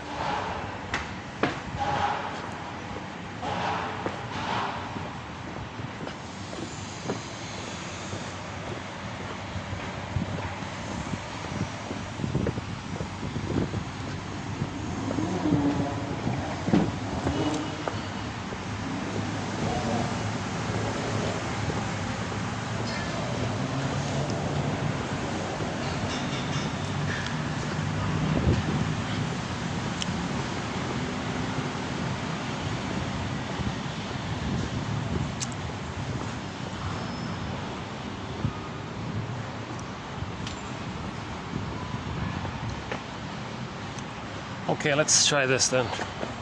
Does this work? Hold on a sec. Oh, it's hard to see. Oh, Jesus. Okay, how's that? This way? This way? Maybe this way is the best, right? Okay. The ideal ego, by identification with the parental figures. Identification with the parental figures. So the baby thinks he's the mother. The mother's him. He's the mother. Mother-infant dual unity. Okay? Now the mother, the breast, is omnipotent. Okay? The breast is a god for the baby. Okay? So the ideal ego represents a recapturing of the original, primary, narcissistic, omnipotent perfection of the child himself. Okay? So the ideal ego, the perfect ego, perceived as omnipotent, okay? He's one with the breast, one with the mother. The mother's... So this image of himself, his belief about himself, recaptures the original primary perfection with him and the mother. The Garden of Eden, okay? So when he's in the Garden of Eden, when he's in Shangri-La, when he's in Shambhala, he has some kind of opinion about himself as being perfect, this little god, this little magic being. So this image, this ego, this ideal ego, this perfect concept of himself represents an attempt to return to the early infantile feeling of narcissistic sufficiency, so rudely disillusioned by the inevitable frustrations and deprivations inherent in the conditions of extrauterine existence. Okay? So, after he's born, there's going to be some disappointments. No mother's perfect, so there's going to be some disappointments. This presumed omnipotent sufficiency appears to be maintained for a time by the close, quote, symbiotic relationship with the mother, and is gradually replaced by reliance on the seemingly parental omnipotence. Okay, so first he's one with the mother-infant dual unity. So he's in this blissed out state. Now, as he starts to differentiate, he's got to rely on seeing the mother as being the powerful one, and she's got to be pretty good. Otherwise, he wants to go back to the oneness there. Now, this going back to the oneness is him chasing the image of himself called the ego ideal.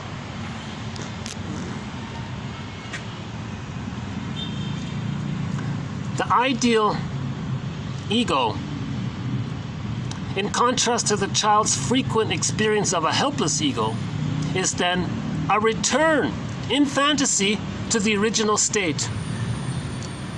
It is an ego replenished, restored to the wholeness of the undifferentiated state of primary narcissistic union and identity with the environment, the breast, by identification with the all-powerful parents. The process could be described naively, yet perhaps quite aptly, as one whereby the child reaches out to take back from the environment what has been removed from him in an ever-increasing degree since his birth. Identification that attempts to re-establish an original identity with the environment, the breast. This identity of the past, at first hallucinated by the child in the manner of hallucinatory wish fulfillment, gradually becomes something to be wished for in the future. Okay, that's the key one there, right there, right? Next one. Representatives of such a future state of being, okay, could be the parents, maybe the siblings, or other people in the relatives or whatever, or maybe the star on TV, whoever it is. If the ideal ego represents something like a hallucinated or fantasized state of perfection, the term ego ideal indicates more clearly that this state of narcissistic perfection is something to be reached for, insofar as this wholeness is the original state of the infant in his psychic identity with the environment, and insofar as, from the point of view of the disillusioned observer, the parental environment is far from such a state of omnipotent wholeness and perfection, we must describe the identifications just mentioned as containing an element of projection. Undoubtedly, such infantile projections evoke responses in the parent, which in turn help to shape the child's developing conception of ideals. Just as in general, the parent's responses to his needs, demands, and expectations contribute to the character of his idealizations. But the child's ideals are also shaped by the parents' own projections, by their idealizations of the child, and by their demands, expectations, and needs in respect to the child. In a sense, both the child and the parents can be said to have fantasies, some would say illusions, about the other's state of perfection and wholeness, or at least about the other's perfectibility. Okay, fast forward. Okay, so a believer of some kind of a religious thing, right? The believer loses an external object, okay, the mother. Okay, so just like in a religion, we lost something. We lost the paradise. Okay, so the story says, you know, we had bliss, paradise lost. So the believer loses paradise in the religious dogma, stories, creeds, right? But regains the paradise by identification with maybe the protagonist in the story as ego ideal. Okay? So if this quote made any sense, you have a clue to an important aspect of religion. I don't want to say it directly, because if I say it directly without the context, it sounds kind of impolite, I guess. But let's see if that. Let's see if that guy's still. I think he's going to still be there. Hold on a sec.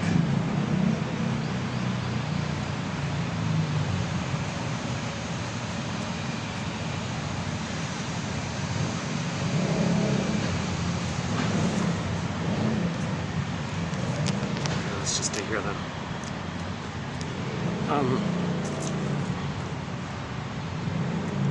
So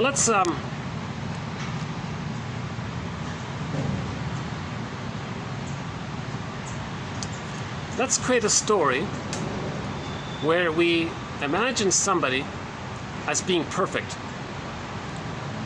We relate to this guy because we ourselves wish we could be perfect, because we're chasing the ego ideal, the perfection we see in the character of the religious story, whoever that is. Fill in the blank. Never mind the name. By the way, whenever we talk about the psychoanalysis of religion, we're not talking about victims of the plunder system. Religion is a tool of the plunder system. So we're not talking about victims of the plunder system. We're talking about understanding the psychology of religion. Because if we can heal and understand envy, then things will get better, right? We're moving towards healing. So keep that sort of frame in the background, I guess. So let's create a story called Mr. Ego Ideal. So let's say once upon a time, there was a man. Let's call him Ego Ideal. He was perfect. He had a loss. But when he was there before, during his lifetime, he was one with the all omnipotent breast in the sky. So let's imagine a breast in the sky. Mr. Ego Ideal had a perfect connection with them, and they were one with the breast in the sky god or whatever. Okay, now he's gone. Something happened. Fill in the blank, whatever. He's no longer around. But we have the story of him. We have the memory of some kind of story of once upon a time there was a guy who was perfect and in this blissful state. And his story is there for us so that we can relate to him. Because we unconsciously want to project our fantasy of us being perfect, project it onto that character, Mr. So-and-so, okay? Relate to them, maybe have it as a part of us, and that keeps the ongoing pursuit of the connection of the oneness with the breast in the sky, because we're still searching for the paradise that we didn't get. Now the goal is to mourn the loss. When we don't get something, we're meant to mourn the loss of who should have been there. Okay? We're meant to mourn the loss of the good mother that should have been there that never was there. We got to mourn the loss of her, even though we never had her. So it's kind of difficult to mourn someone you never even knew. But there was meant to be a loving mother, right, who was attuned and all that. Not still search for it, but religion says keep searching for it. Imagine the breast in the sky. Think about Mr. So-and-so in the story. You want to be like Mr. So-and-so, Mr. Ego Ideal in that story. And now you have a fantasy of being one again. So Faber simplifies it. He says, the gambit of religion on the plunder side, okay? Imagine the breast in the sky. Through poetic, emotional delivery, get people to fantasize. There's the good breast in the sky. It knows you, it loves you, it's omnipotent, it's all powerful, it's unconditional for you, it loves you. And he goes on and on. He describes the breast. He doesn't use the word breast. He uses fill in the blank. He uses some invisible entity in the sky.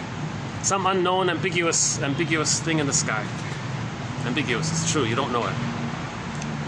So at some point, he may trigger in those seated in the building in front of him a memory for them when they were one with the mother, and which during that time they felt bliss. So the speaker at the podium just triggers up an old blissful feeling you once experienced in the nursery or in the womb. And then he says to you, oh, do you like that? Are you a believer? Okay, put money in the basket, I'll see you next time. So it's infantile. He's not helping you to mourn the loss of the breast in the sky, the breast, the good mother. He's not helping you to mourn it. He's saying, just keep on searching for it. Just keep on looking for the paradise with the mother. It's not going to happen. You're never going to get it.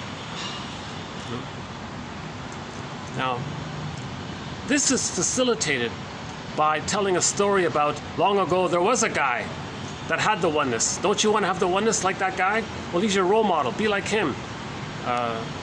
So he's like the symbol of the perfection you wish you could have been, so that you could have got your paradise needs met. See, that guy in the story from long ago, he got his paradise. Well, you want the paradise. If he could do it, you could do it. So emulate him or worship him. Or the purpose of the whole gambit is to promote the idealized breast in the sky. Okay? By doing so, we deny and maintain the repression of the truth that as a baby, the baby felt pain and shame by the mother's misattunement. So in the stories, it's goddess and demon, and they're kept separate. So the religious stories say goddess, demon, right? That's the splitting mechanism. So when they get you to idealize the good breast in the sky, maybe with the help of Mr. So-and-so from the story or not, whatever, you're preserving the splitting mechanism. The purpose of religion is to entrench and promote the splitting mechanism. Because one theory is the original purpose of religion is to promote the plunder system. Because in order to plunder, you need people to think in either or terms, all or nothing terms, good, bad terms, we, good, they, bad. This kind of goddess, from the emotionality of goddess and demon. The emotionality of goddess and demon is pretty intense. So prejudice comes from there. So from that prototype or original source point, it can manifest into either or, us or them, all or nothing, we good, they bad. Okay, so if an envier comes along and says, we want the stuff on the other side of the river. Oh, there, here, us, them, click, click, goddess, demon, garden, paradise. You know, once you evoke the splitting mechanism, that's splitting means there's trauma. When there's trauma, we want to repeat it, reenact it. With the fantasy, we can undo it. So people are always trying to replay the trauma. The splitting mechanism means trauma. Religion promotes the splitting mechanism because religion wants to entrench the trauma. So babies are traumatized with the removal from the mother. Okay?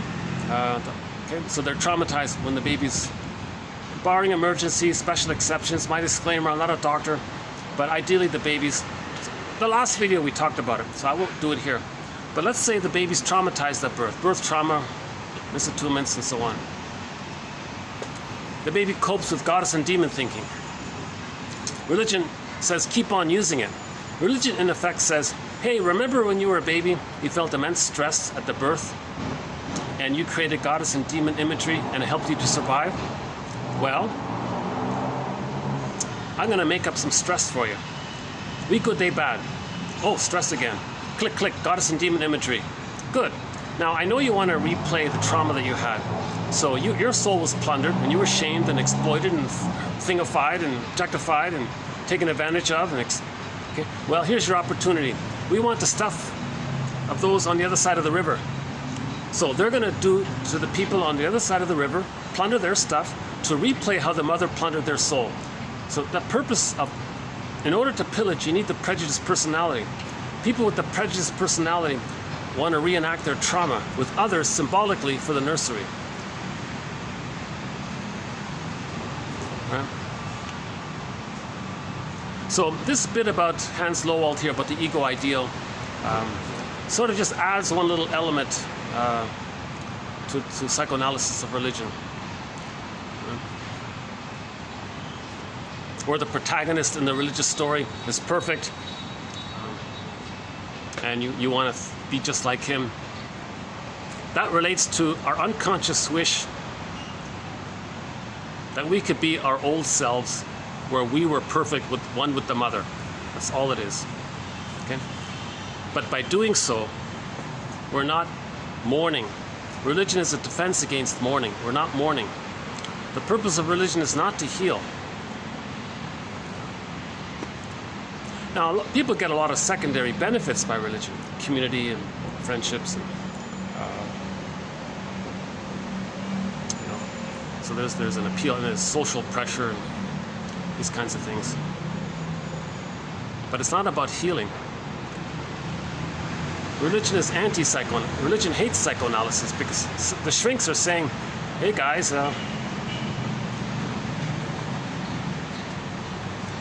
so we a good place to start on the topic of the psychoanalysis of 1203, TQ 1203.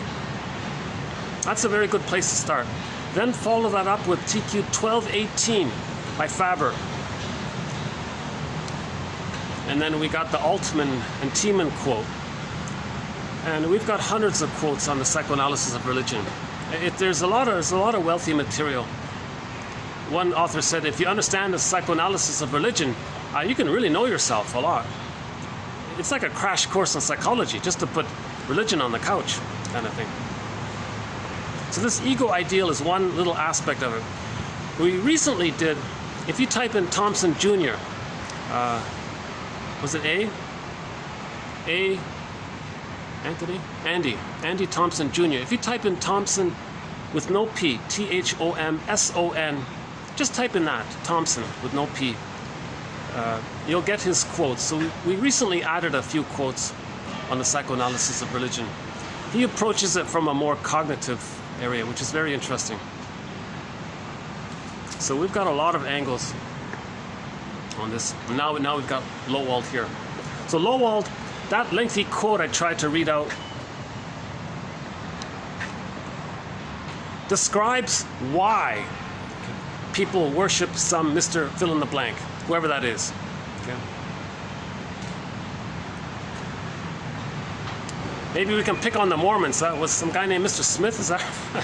No. Okay, I don't want to name names. Never mind.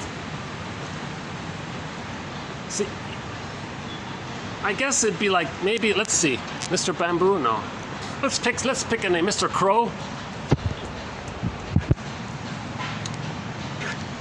Mr. Crow. Why not, Mr. Crow? Let's pick a name. Mr. Gecko. Is that what it is? Let's just pick some kind of Carlton. Mr. Tell. Mr. L. Let. Mr. Let. Mr. Toe. Mr. V. Mr. Vo. How about Mr. Vo? Let's make up a religion, huh? So let's say once upon a time, a baby was born. Let's call him Mr. Vo.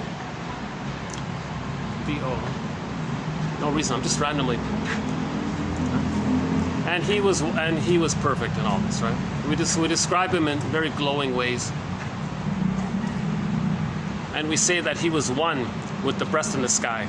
He was one with his mother, seen as the breast in the sky. All babies were one with their mother. That's all that means. That's all it means. So Mr. Vo was in a blissful state with his mother. Then it was lost. But he was perfect because he had that. Let's think about him. Let's worship him. That links in. By doing so, we project our wish for the perfection of ourselves to be one with the mother. Why? Because we lost the paradise too prematurely. Babies cannot have paradise lost at birth. Babies need an extended paradise. For the first 4 to 5 months, babies need an extended paradise. 70% of the babies in North America, by one estimate, are not getting it. It's called attachment trauma, an insecure attachment failure. Mother is failing. And that's why we've mentioned the suggestion several times already that mothers just stay in bed for the first 4 to 5 months and let the baby sleep and nurse skin-to-skin contact for 4 to 5 months. The mother carries the baby when she has to use the washroom. Keep the continuity there. Allow the physical warmth, safety to go on for the first 4 to 5 months. Then the baby will feel so nourished and so seen and present and held, and he got a chance to grow in an atmosphere of warm love. The eggs, there's the egg, the psychological egg right there, right? Then he can hatch out. Then at 4 to 5 months, he can crawl around and he's more independent. Now he's getting a sense of I, not I, me, not me, mother, separate people. He's out of the union. That's okay. If he doesn't get that bliss, he's going to search for it for the rest of his life as a sign of trauma that he didn't get the bliss. So religion says, hey, are you looking for something? We found it. It's in the sky. Breast in the sky. Good breast in the sky. Demas says it's the placenta. Interesting. So he says the speaker at the podium is describing your phantom placenta, because one trauma is that the cord is removed too prematurely. Leave the cord there for a day or two. Leave it. It's still pulsating with oxygen, nutrients. It's the baby's lifeline to his placenta. The placenta belongs to him. What's the hurry? Oh, it looks messy. So big deal. Give me a break. The placenta can be put on a bowl when it comes out on its own accord.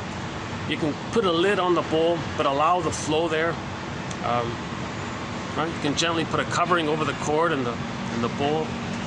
Let the child still feel that original connection and ease into the transition from the original womb for his biological birth. Ease the smooth transition into the social womb, the egg, for the psychological birth.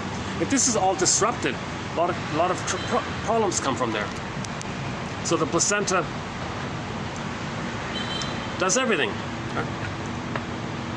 It metabolizes the baby's waste and still sends down all of the food, oxygen, and nutrients the baby needs. That's pretty amazing. Baby doesn't have to do anything. He's a little god. It just happens automatically. Now, if he's removed from that prematurely, he may feel, hey, something's missing. Where is it? That's the phantom placenta feeling. The speaker at the podium says, you're looking for something? I found it. It's in the sky. It's your placenta. Remember that? You missed it? You think you still have it? You shouldn't have lost it. It belongs to you, but there's a painful feeling there. It was disrupted prematurely, and for a while you missed it, and it's bothered. It hasn't been resolved. It's still like a ghost or something. This invisible, ambiguous. I found it. It's in the sky. So we'll call it a sky god. Let's say. It'll take care of you. It'll handle your distress. You can plead to it. It'll soothe you. It'll metabolize your emotions. It'll send you unconditional nurturance, oxygen, food, and so on. Now he blends that in with the breast. So while he's describing the placenta, he'll flip it back and forth with the breast. This powerful, bountiful, garden oasis in the sky, the breast mother. Let me just double check, make sure my bag is, sorry about that. Let me just, okay, now let's just see if my bag's still okay. Hold on a second. Sorry about that.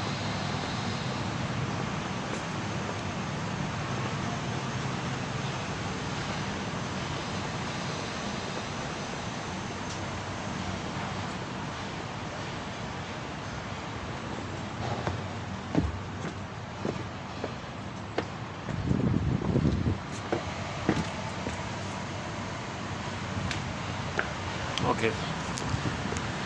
The guy's still there. But my bag's still there. That's okay. All right. Let's finish this up here.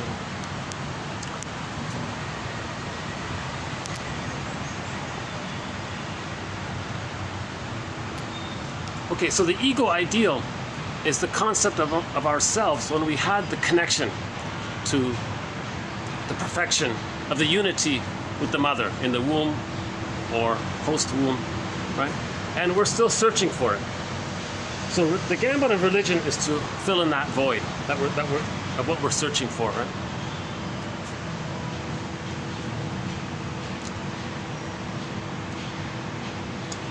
I'm locked out here. Okay, so I won't be able to do a song unless I go back and fix it. So by the way, yeah, what are we here? This is the year 2023, February.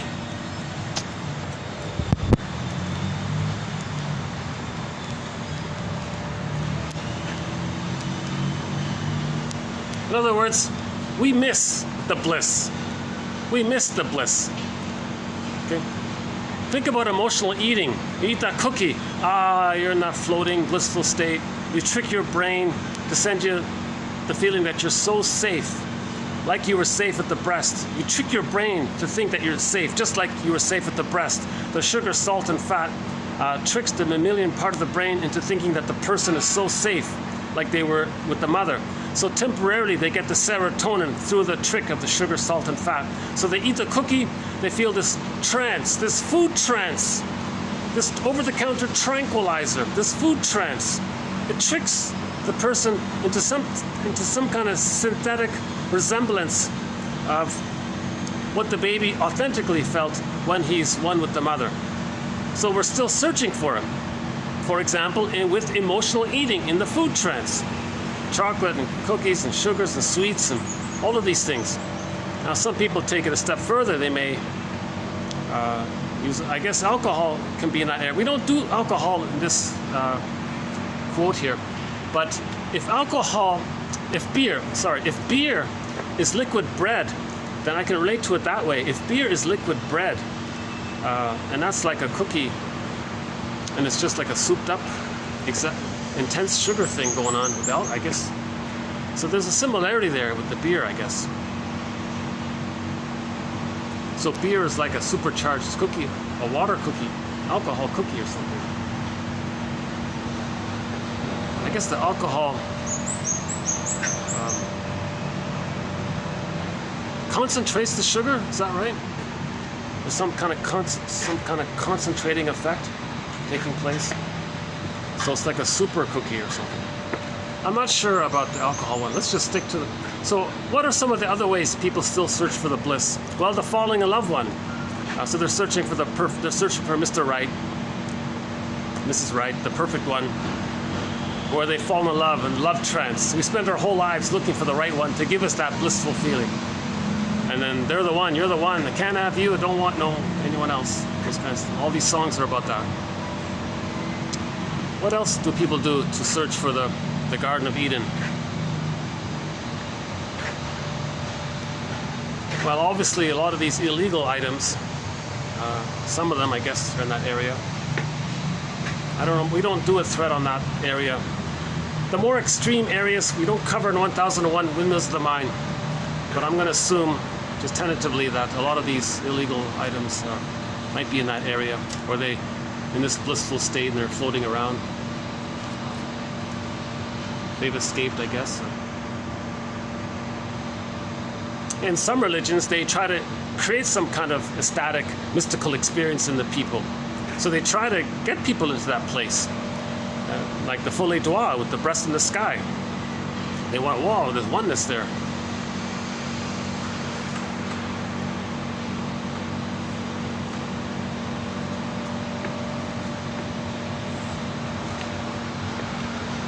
I'm not sure about, I'm not so sure about to what degree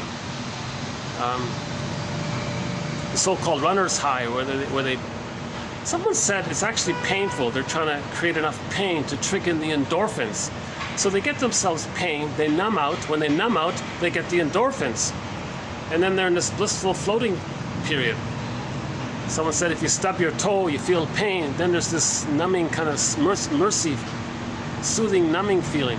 You're in pain, but you don't feel it so much painful. So some people might use sports in that area. I'm not sure. We don't have a thread on sports. Yeah, a lot of potential threads could be started. I'm still working on the 50 plus threads that we have so far.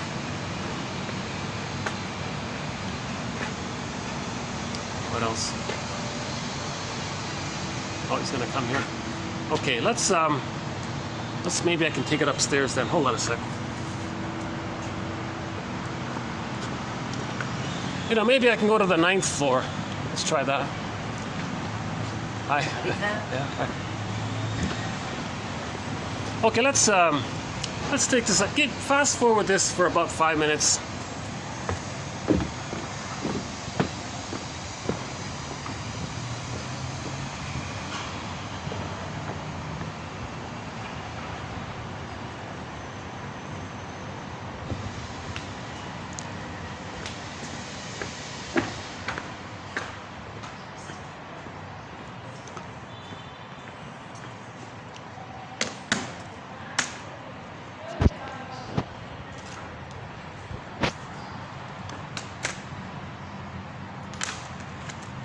Well, that gentleman is very curious about my.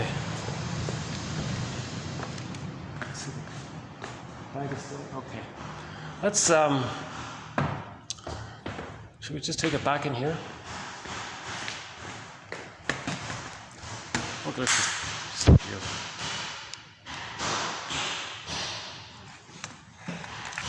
Okay, let's do a song break here. Let's get this back here. Hold on a second.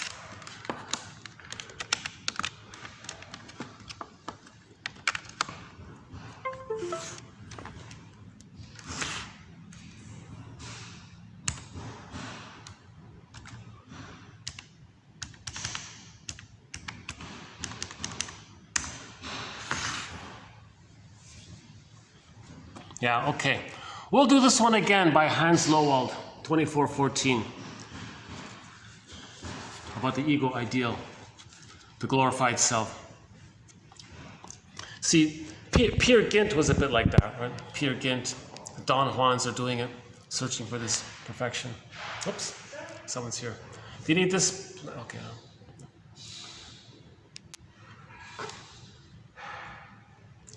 Hold on. Let's take a musical break here.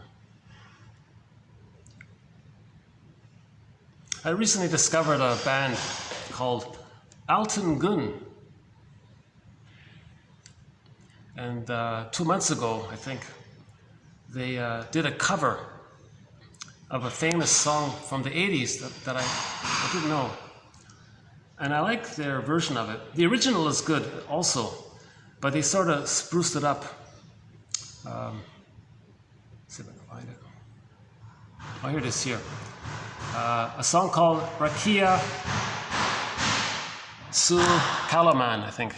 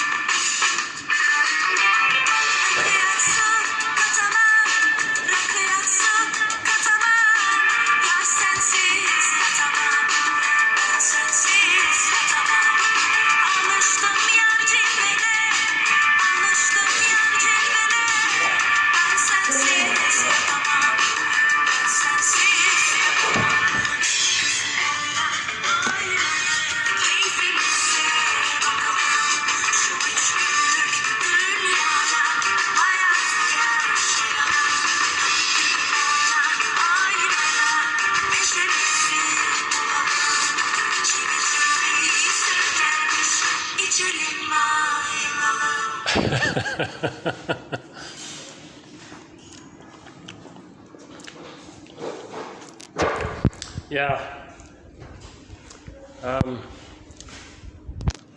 Let's play it again. Hold on a sec. Oh no, we'll play it when we get to the 9th floor.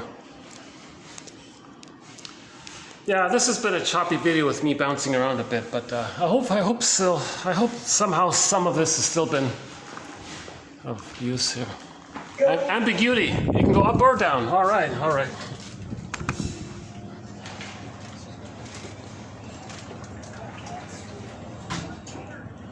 So let's take this to the 9th floor.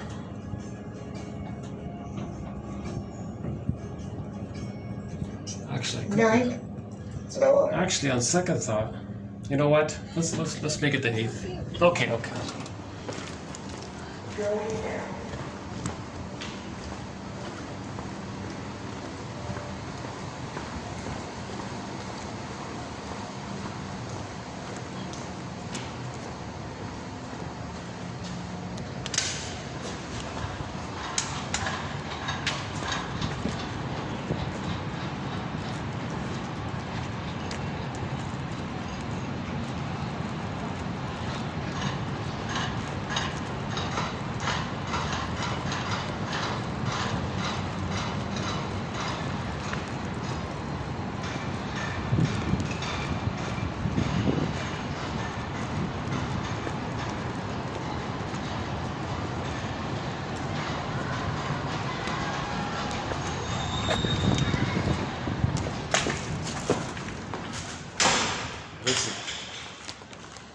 It's like a sauna up here.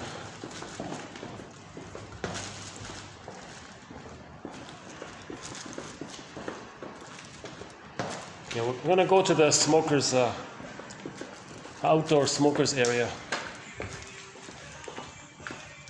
just to finish this video.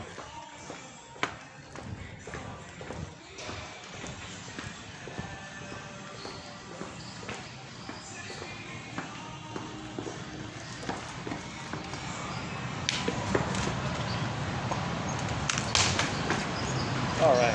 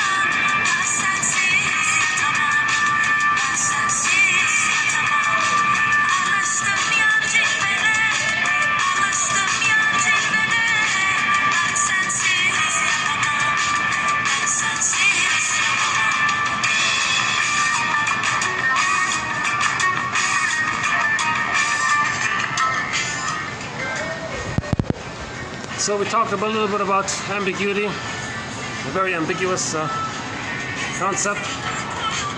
It sometimes overlaps with ambivalence. We want to be able to reach the ability to see two sides of every situation. Actually, the third side, even the fourth side. You know.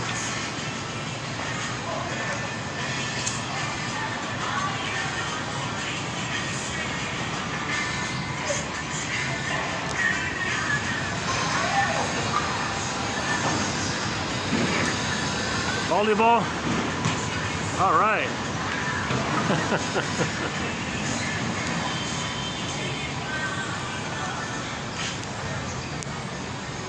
So just like that building that's under construction here, when that building is complete, it'll house people.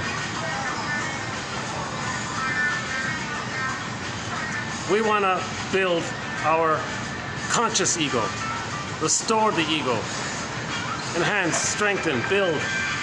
Just like they're building that building. When we build the ego, it can house our feelings, ourselves. Just like that building's going to house people. Our conscious ego can house our feelings. That's the basket that we're trying to weave. And part of weaving this basket is this whole issue of that there's something true within us, but we don't know what it is. So the truth is, each baby born is nature's greatest miracle. Ogmandino's poem. The scroll marked number 4, Nature's Greatest Miracle. Or Virginia Satir's poem called I Am Me.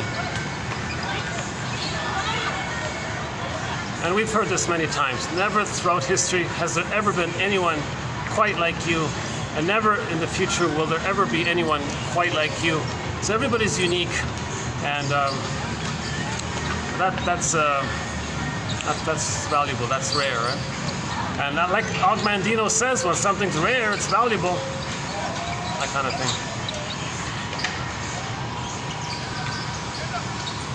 So we want to feel that value within.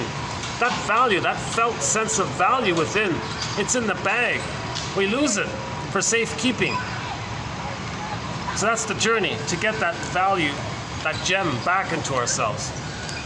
That golden ball, that golden reef, that beautiful gem. It could be any kind of innocence. Could be the daughter, could be Miss Core, the maiden, any kind of, sometimes it's an animal, right? It could be any kind of innocence or pureness or sparklingness or some kind of shiny thing. Or the reason it takes different forms, it relates to the degree of trauma. The closer we are to healing, the closer our soul represents a person. But the more traumatized, it can regress back to the more like an animal state or a thing even.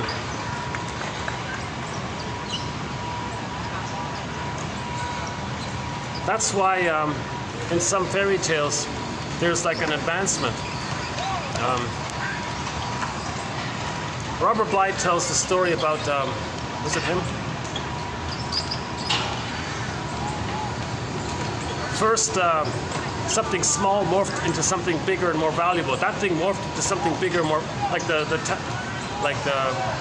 frog morphed into a dog, and the dog morphed into a gorilla. The gorilla morphed into the person. You know, there could be some kind of representation of getting closer and closer to our full embodiment. So that things are ambiguous like that with their symbols. Oh, the crow. Hello, crow. How you doing? All right. The crow is the keeper. Oops, there he goes.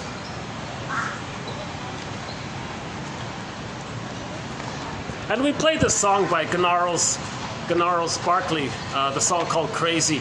He says, all people need to eat some crow. He didn't use the phrase in there, but I think that's what he meant. Dear people, come on. We're all a little dysfunctional.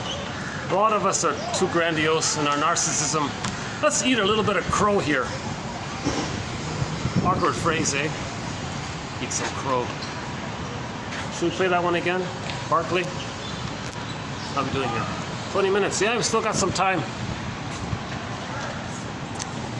You know, the reason we have so much time is because I didn't really do an overview of psychoanalysis this time. Let's see, where is it?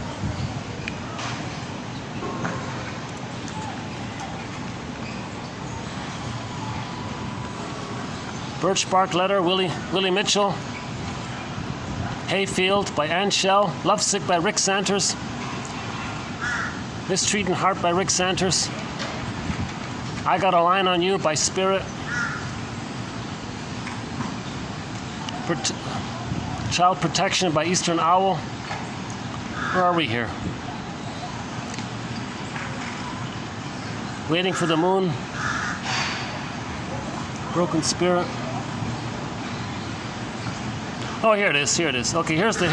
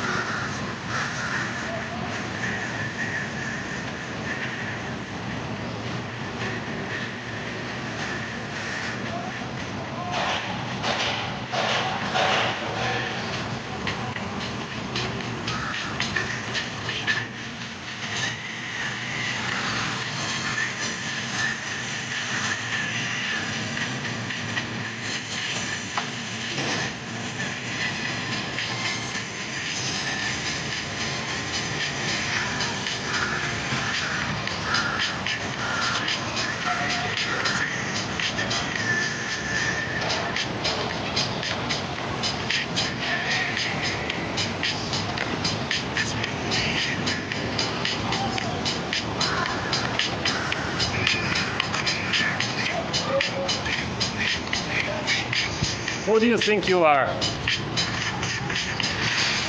That's the grandiosity. You still think it's your job to save the mother? Really? Who do you think you are? It's a form of craziness. There's a truth. The positive intention is we needed our paradise. But it's a little crazy to spend our whole lives chasing the ego ideal.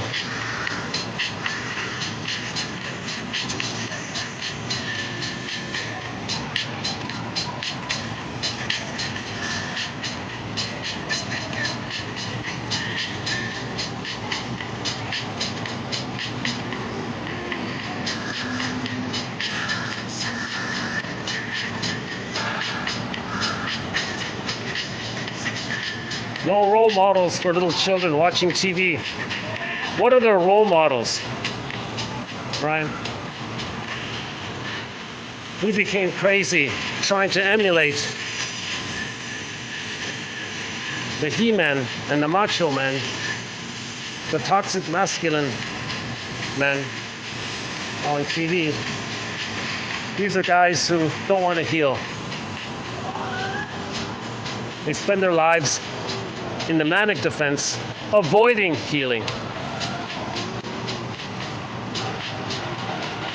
The machismo is a defense against healing. It's a defense mechanism. Right? So I like that third verse there. He said, when I was a little kid, I wanted to be like those guys I saw on TV. You wanted to be like, fill in the blank, right? And then he became like one of them. And he thought, what am I doing here? I'm avoiding my feelings. I hate vulnerability. I hate sensitivity. I hate weakness. I shame those who are weak. To replay how my mother shamed me? Well, that's crazy. Why should I demonstrate to others what happened to me? Why don't I just talk about it, face it, come to terms with it, mourn it, observe it, witness it, and make better choices? We repeat because we lost memory and feelings. The positive intention is we're searching for memory and feelings. That's why we are repeating experimental recollection. So the idea is that if a person does say something, oh, weakness, so foolish, get over it, these kind of slogans. Okay, that's a replay to communicate how ashamed they were in the nursery, where the mother hurt them and didn't care. And it's as if the mother said to the baby, get over it. You don't need an extended womb, you're born, you're out. The baby says, no, I need more safety, I need reverie, I need to be seen, I need my identity. No, you don't, get over it. He identifies with the aggressor. If anybody out there has any kind of needs in the area of inner life, they reenact what happened to them. So they shame or say disparaging things to others to reenact how the mother did very disparaging things to them.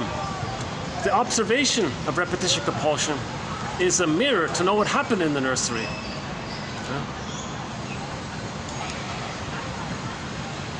That's a catchy song. It's in my mind right now in that moment. I remember when. Ironically, most people will agree to that song.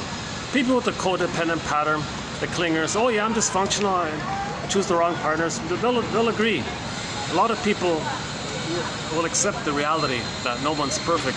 Even healthy people say, oh yeah, sometimes I'm a little crazy, why did I do that? The people who are most quote-unquote crazy are those who won't admit it. They're the most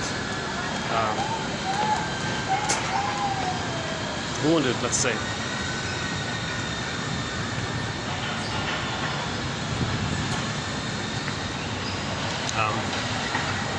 Are there any metaphors? Volleyball. Is there a metaphor there in volleyball? So to have relationships, back and forth relationships. So yeah, volleyball has sort of a volley back and forth. A healthy relationship would have some of that volley back and forth. But a person with a narcissistic pattern, you know, probably plays in a very mean-spirited way. All they want to do is spike.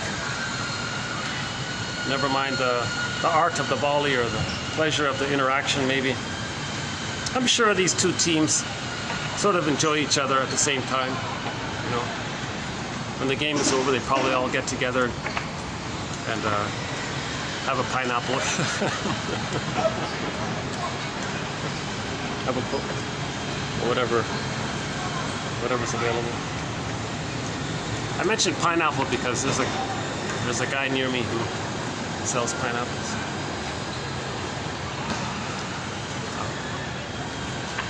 How are we doing here? 20 minutes?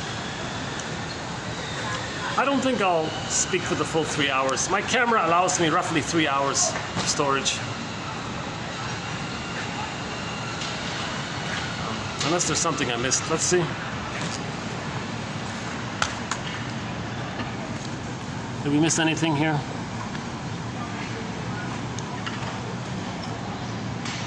Ambiguity is a state in which multiple trends exist without contradiction because they have never been discriminated against. They have never been identified. So lots going on in the unconscious, and because we haven't identified it, that condition is called ambiguity. I think that's what he means. We want to be neutral, then we can start to accept. Being able to live with ambivalence, the recognition of two opposing elements, quote unquote, is a sign that our work has been successful. So if the guy no longer has impulsive, extreme judgments, nothing, perfect or everything or nothing, perfect or forget it.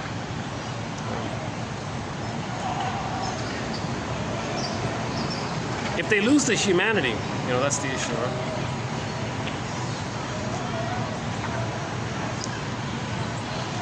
Ambiguity is necessary in the art of interpretation.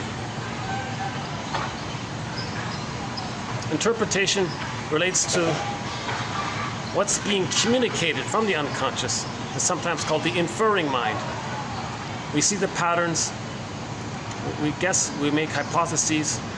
The interpretations are trying to symbolize, are trying to put form to, so that we can accept it. Once we put form to it, Rumpelstiltskin, we get the daughter back, right? Rumpelstiltskin, the guy gets his daughter back. We put a name to it, we get our feelings back. Uh-oh, my battery's running low. I only got like 2-3 minutes left. Oh, Jesus. Okay, let's do this quickly. Unless I can, hold on a sec. Let me plug this. I've got the plug here. Hold on a sec. Let's find an outlet somewhere.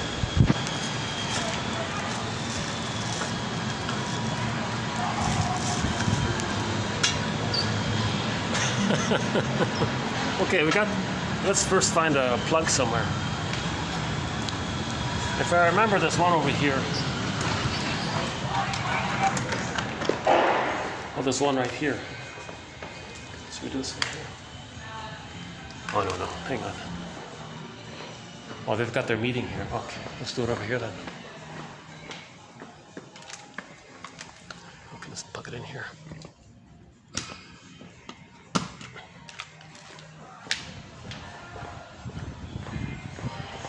Talk about ambiguity.